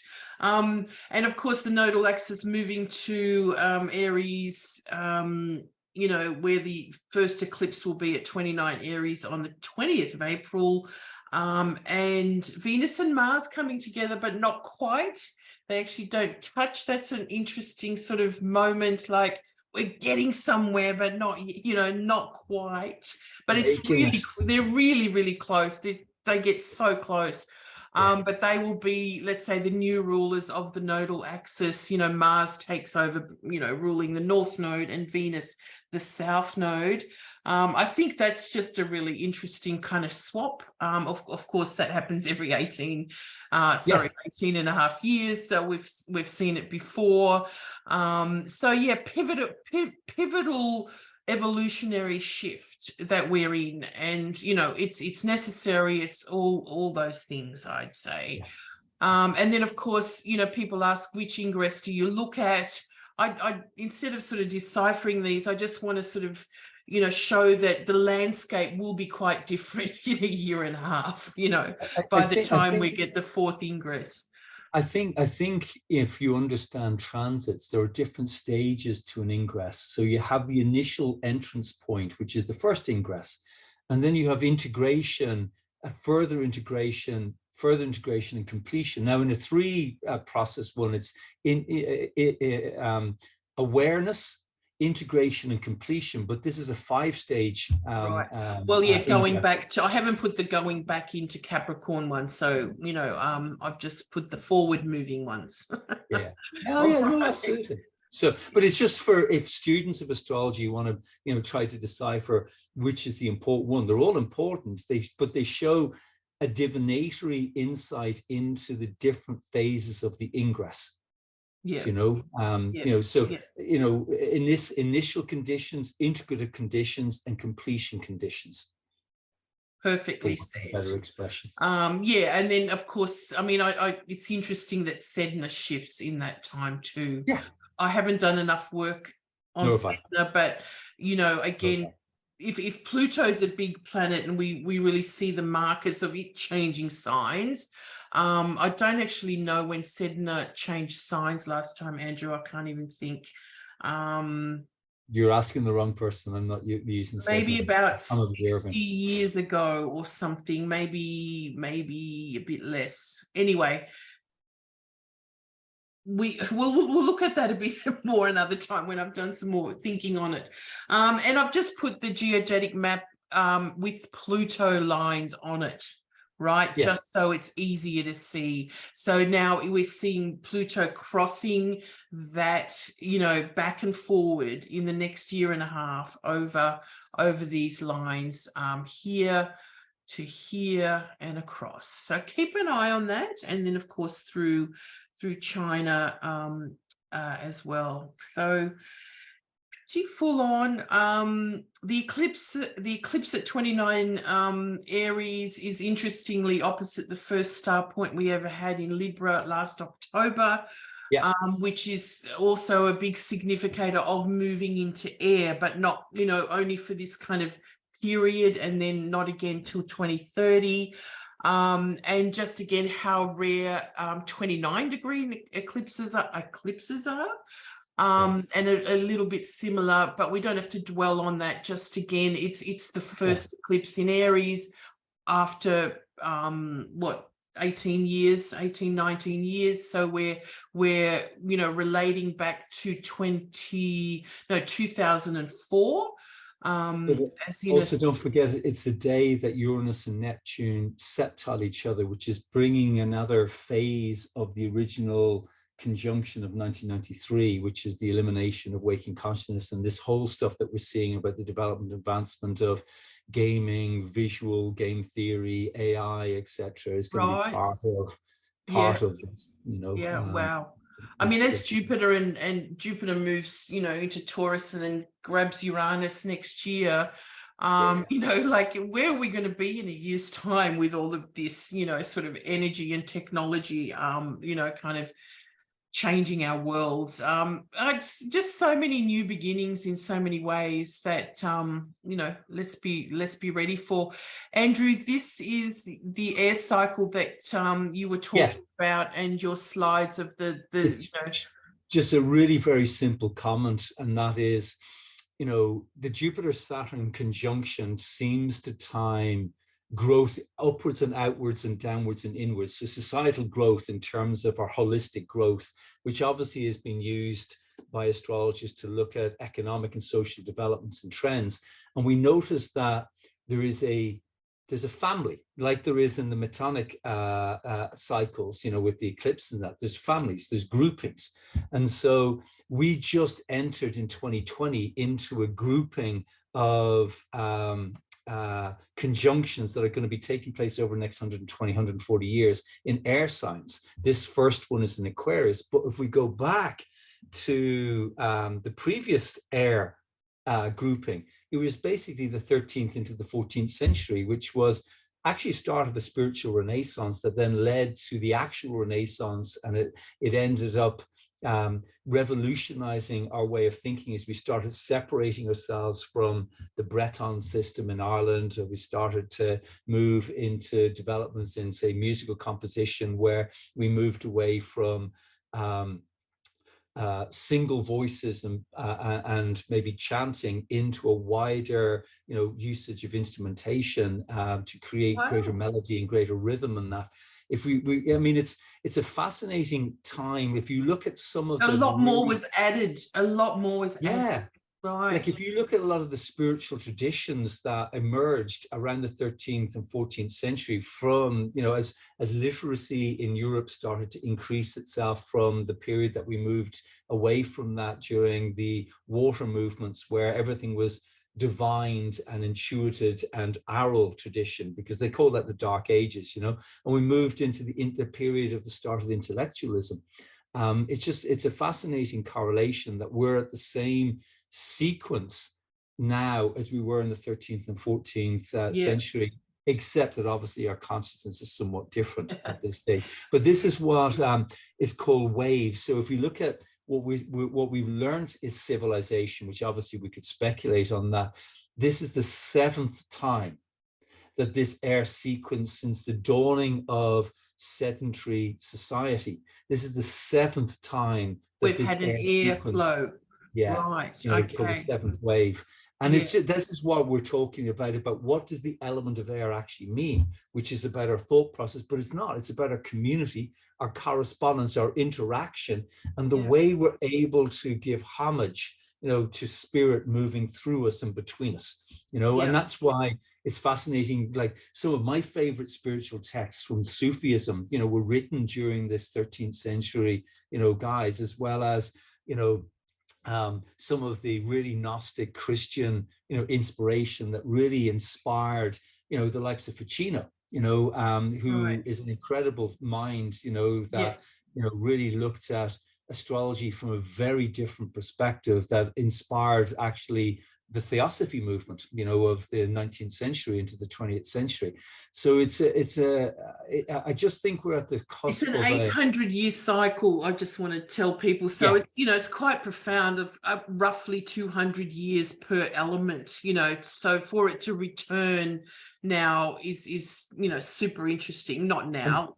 And the only reason why I wanted to include this is because on these ingresses, Jupiter and Saturn are at their first 8th harmonic manifestation of the seed that was back in December 2020. Because you and I talked about this back in 2020. You did webinars on this, so people can go back and read and research. When was that? I know, it's like, But you do have to bring up the things you've talked about because they become relevant again, especially, with Pluto going to 0 Aries again and reminding us of this amazing cycle. It is an amazing cycle. It's called the Great Chronocraters, aren't they? And this is, of course, a cycle that was worked out, Jupiter and Saturn, when we did not have the bigger cycles of Pluto, Saturn, or, Uranus, Neptune, whatever. We didn't have those planets involved.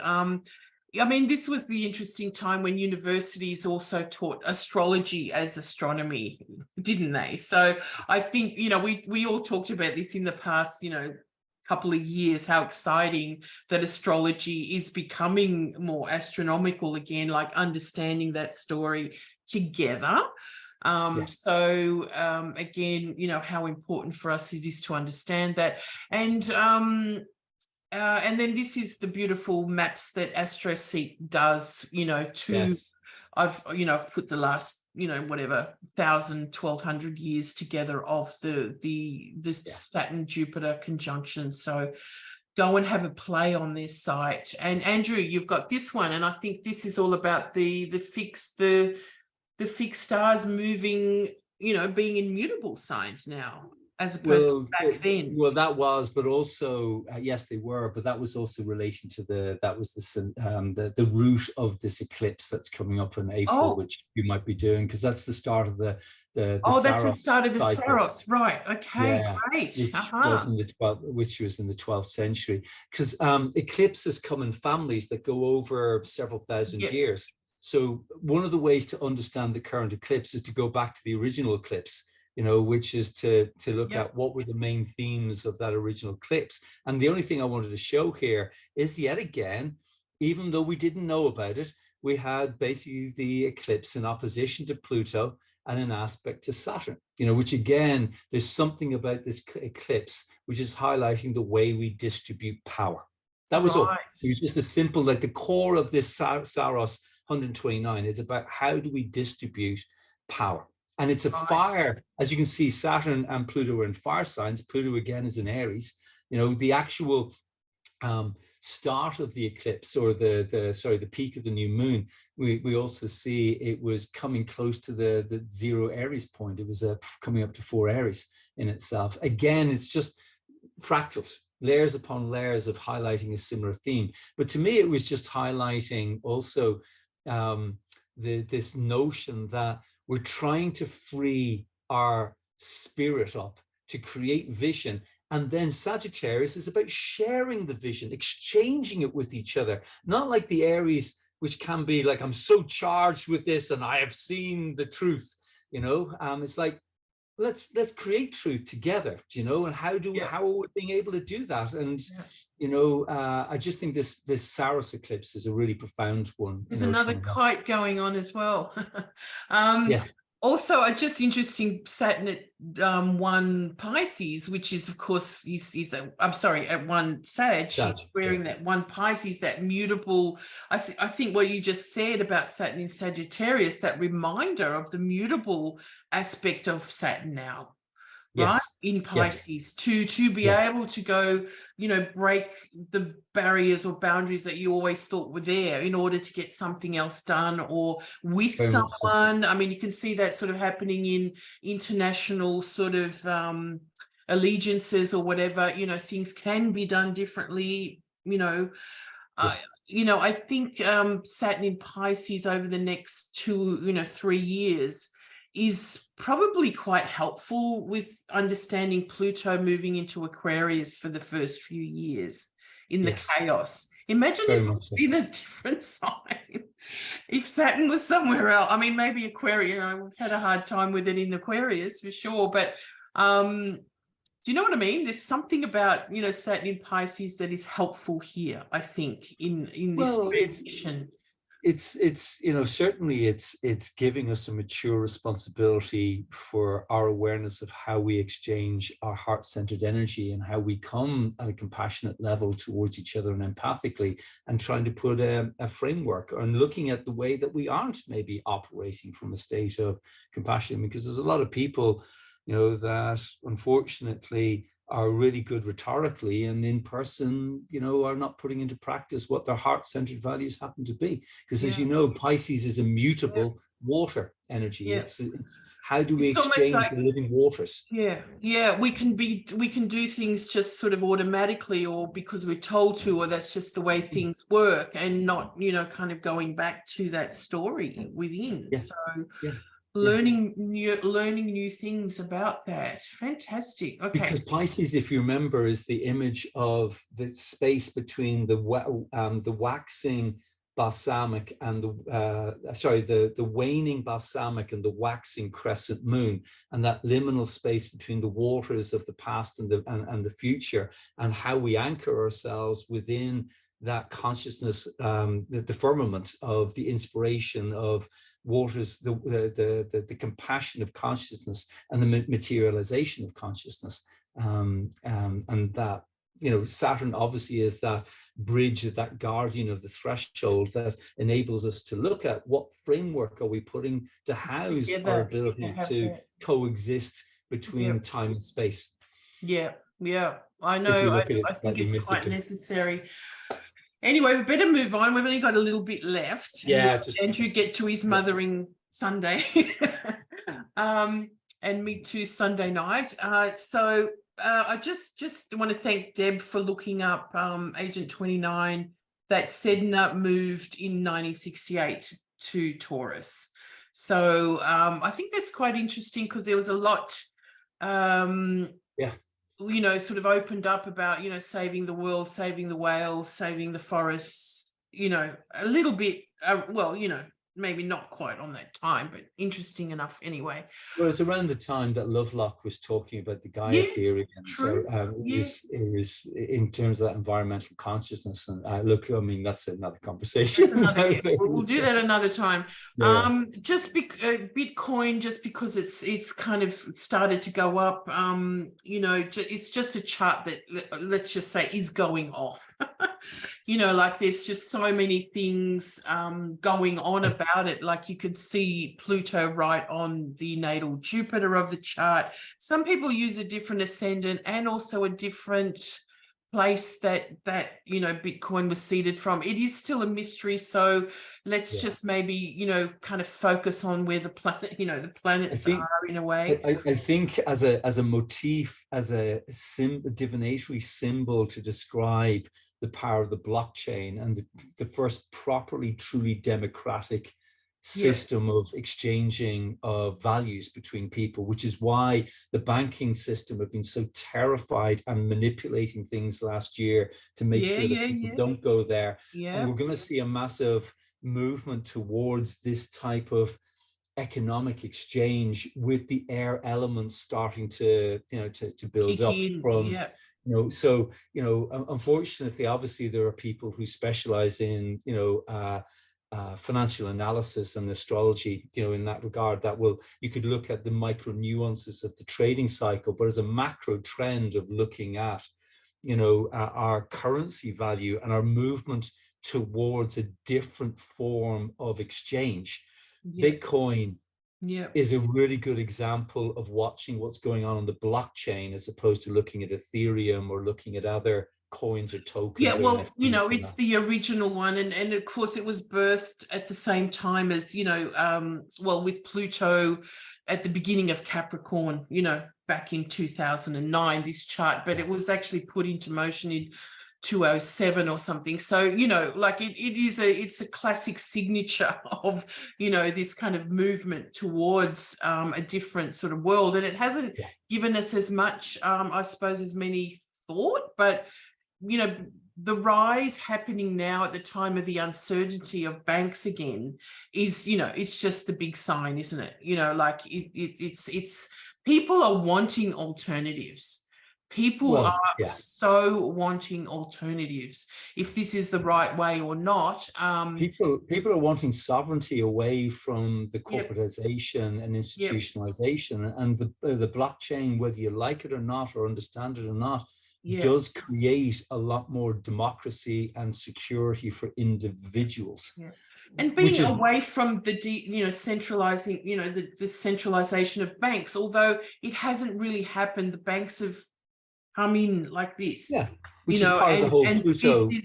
The tussle, I think, that will be continuing. The up and down of cryptocurrency just generally, and the uncertainty over time coming. But we can also see Jupiter in this charts, on the midheaven. The Saturn's on Venus. You wouldn't think that was. It was when Jupiter went onto that Venus last year, it did completely the opposite that people were expecting, that Venus it's going to go way out, and there was all these predictions, and it did the opposite. Now we've got Saturn on it, and it's doing the opposite of what people would expect. But this is where, there's a couple of things there, Julia. I learn my astrology through clients and not through theory, and not through I listen to people and watch and observe what's going on. And Jupiter's nature is about the encouragement of the exacerbation of the underlying trends. Now, if the underlying trend is one of instability, it exacerbates that instability to create a breakdown, to create an opening for growth, as opposed to anything. Like the amount of times that I've had people cross over in my life during a Jupiter transit to something seminal or in their own chart is incredible. And some people say, but death is final, and say, well, is death not just an opening of consciousness to the wider sense that you free yourself from the physicality and move into something deeper? It's not as bad as we think. So look, I've noticed that myself, that rather than being prescriptive and saying Jupiter with Venus is about a wealth and expansion of wealth, it's like, no, what's the underlying metrics that are coming in, and the stability factor, and what's going to happen is a leverage to exacerbate what that certainly did expand what was going on. Anyway, so Saturn's kind of stabilizing, and so this is again looking at those planets in different ways. And just a quick look, the solar arc moon is right on the midheaven as well. We have the solar arc of the sun coming up to Jupiter. Now, this is in half a year's time, to be exact, but again, it's already sort of activated as Pluto is going back and forth. So we have got this lineup of natal Jupiter transiting Pluto and the solar arc sun all aligned. So which way is that going to go? It sounds pretty kind of up, but because of that Pluto kind of rigmarole going on, it's quite It's quite dynamic. That's all I'll say. Yeah, and what we can say is that it's going to be politicized. In other words, it's going to get very heavily leveraged by political individuals, and we can already see that, you know, arising. Or this, you know, and at the same time, there's, you know, that way we, in order to keep it free from that, how can that happen? You know, you know, is that possible? Again, that's kind of the hope behind alternative currencies, which are not really showing that to us yet. And then, but as the secondary progress chart as well, here we've got the moon at 26 Libra, again, you know, moving into that alignment I just talked about. And the Mercury retrograde and Bitcoin was born at this date with Mercury stationed retrograde, so it's been retrograde in its kind of time frame by progression since. So they will all conglomerate together as well coming up. So anyway, we'll just leave it at that because this is a class on its own, I think. And we've kept everyone long enough. How are you all going out there? Thanks for hanging in with us. Thanks for being there, everybody. Appreciate it. So Andrew, anything you want to just kind of finish up with before we do? No, it's just, again, as I say, this feeling that we've been literally on the threshold of enabling a vision to emerge, and that sort of liminal dawn place where we can feel we're on the cusp of a major shift in consciousness, but we're not quite. And actually, to be fair, something I've actually chatted with CIA about before is new beginning phases like the new moon are completely invisible. You don't see the evidence of them until actually, you know, a couple of days later. In the context of this air movement, what excites me about this Jupiter-Saturn, we're now actually starting to see the reality of the economic decisions that were seeded back at the end of 2020, and we're starting to see the emergence of that, which is exciting. So I think what we're in, you know, I think it's going to take a while for all of us to recognize, you know, the actual Pluto Aquarius energy, because it's only coming up. I think the new moon itself is and this equinox point are just highlighting a number of cycles around opening up our growth, Jupiter-Uranus, enabling us to start to look at what vision do we want to create and to bring into manifestation, Neptune-Saturn in 3 years' time, as well as this incredible movement that's happening of sign shifts. Saturn in Pisces, Uranus into Pluto into Aquarius, is about complete shifts of awareness, you know, that is coming about. How do we exchange our creative energy with each other, and how do we find a proper empowerment of our voice, you know, Pluto in Aquarius. We need you for constant training, Andrew. Look, well, thank you. And you're actually winding down your work somewhat more, and, you know, doing more of a voice, and, you know, you love writing and stuff, but more away from teaching, whereas, you know, we can see what a great teacher, you know, you would be. Well, no, we went down classes just for until September, and then we've got a different system and format coming up in September, which I'll let people know in a couple of months' time. But we've got our retreat coming up in Malta, you know, for doing ceremonial, sacred site, you know, divinatory sort of work, because we've been doing a lot of air work the last couple of years because of being online. So it's great to get the other elements, because we teach that physical, using all four elements, you know, which is the fire, earth, air, and water mentality that suits. Well, well, you sound like you do retreats like we do as well. We're going to do some stuff together. So, but we'll keep that for another time. Well, we want to join the CIA, everybody. Yes, join the CIA. Andrew, you're going to come on later in the year to do a workshop on Chariklo, because your article that was in Time Lords, and now you've got a series that is going to continue in Time Lords magazine. has been picked up by astro.com. So, and people were just, you know, sort of so enthralled with Shariklo not having, you know, known enough about her.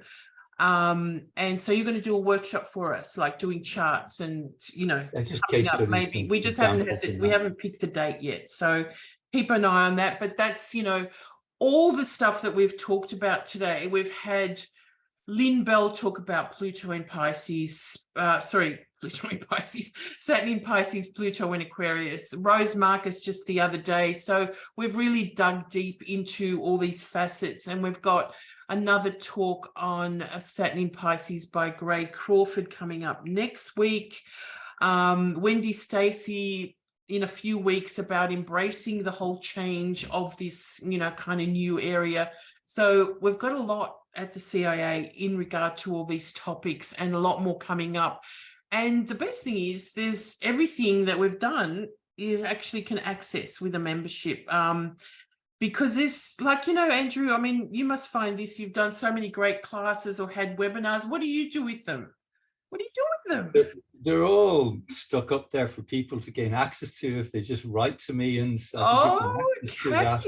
So well, yeah, because we got them on. I host them on Vimeo as opposed to anything else. And then, look, you know, I don't advertise; it's all word of mouth, so I don't really care too much about that. Well, again, part of the reason to have these archives is so that you can sort of access amazing teachers and amazing, you know, topics and stuff to keep you sane and to keep your astrology up to date. And just as it's the keep saying solstice, it's not the solstice, it's the equinox. You know, we have the 20% off rate, which I think it's still an incredible service and an incredible amazing archive that you can. And if I can compliment, this is good quality astrology. There's a lot of very poor astrology out there. I'm not going to name names or websites and that, but with the proliferation of people moving more visibly into publicly using astrology, and I'm driven to mentor with clients, you know, and they go on and they log on to certain websites, read certain articles, and I have to spend more time reframing what's actually being taken than anything else. So, you know, what they hear, just because there's an awful lot of theoretical people out there who've got no lived experience or have integrated what they do. And the one beautiful thing about CIA, and you've got a whole group of people here teaching, writing, who actually live their astrology and are able to talk about it and write about it and inspire people in a really grounded manner, you know. So just, and having said that, keep that going, Julia. With some of the newer members or those that newer astrologers, I'm really happy to host someone that's got a great topic and whatever, because I'm all up for new encouraging, you know, newer astrologers with their work as well, because it is all about putting the research, you know, getting into something and really kind of looking into it. You know, I mean, you can talk about things endlessly, but, you know, we kind of really like to see what we can get our teeth stuck into at the CIA, I think. And then don't forget Time Lords. It's fantastic, new issue out in May, but really, again, from the beginning, the front of the website, just go and Andrew's articles, my articles, Olga's articles, lots of other great writers there, and it's free. So, you know, we do the free things and then we have the other stuff. And then Andrew, so as promised, the winners of the CIA membership, we've got 2, and I gave Andrew the numbers of 380 people. Well, I just said pick a number between those 2 numbers, between 1 and 380, because that's how many people registered. And then I just kind of looked into the timeline and what numbers came up. So Maria Diaz, it doesn't tell me where they're from, and Barbara Fork with an Forque. I don't also know. Congratulations, ladies. Are you online at all, any of you? Anyway, I'll get in touch and write you an email. So hopefully you'll be listening to this, or get in touch with me and I'll get in touch with you. And that is it. Thank you. Appreciate it. Thanks for inviting. Really appreciate it. Always love chatting. Andrew, we love to hear from you. Again, you're just kind of a voice of reason, and I think very, very soothing in these times. Well, you are for me anyway. I'm sure everyone else thinks, maybe not for other people as well. No. People are saying thank you very much. Someone's asking you for a reading. No, he's booked out. He's booked out. I mean, some people are. But anyway, get in touch, leave a message, enjoy the equinox. Happy Equinox. Happy Equinox, everybody. Giving the sun back to the north. Not wanting to though. As the sun goes to the Northern Hemisphere. We need it. It's Baltic. You need it. You've had it too long. I mean, we've had it for Baltic too long. here. Yeah. So happy Equinox, everyone. I hope you enjoyed this update, and we will be in touch and be around. So take care and look after each other. Blessings. See you soon. Thank you. Bye-bye. Bye-bye. See you, Andrew.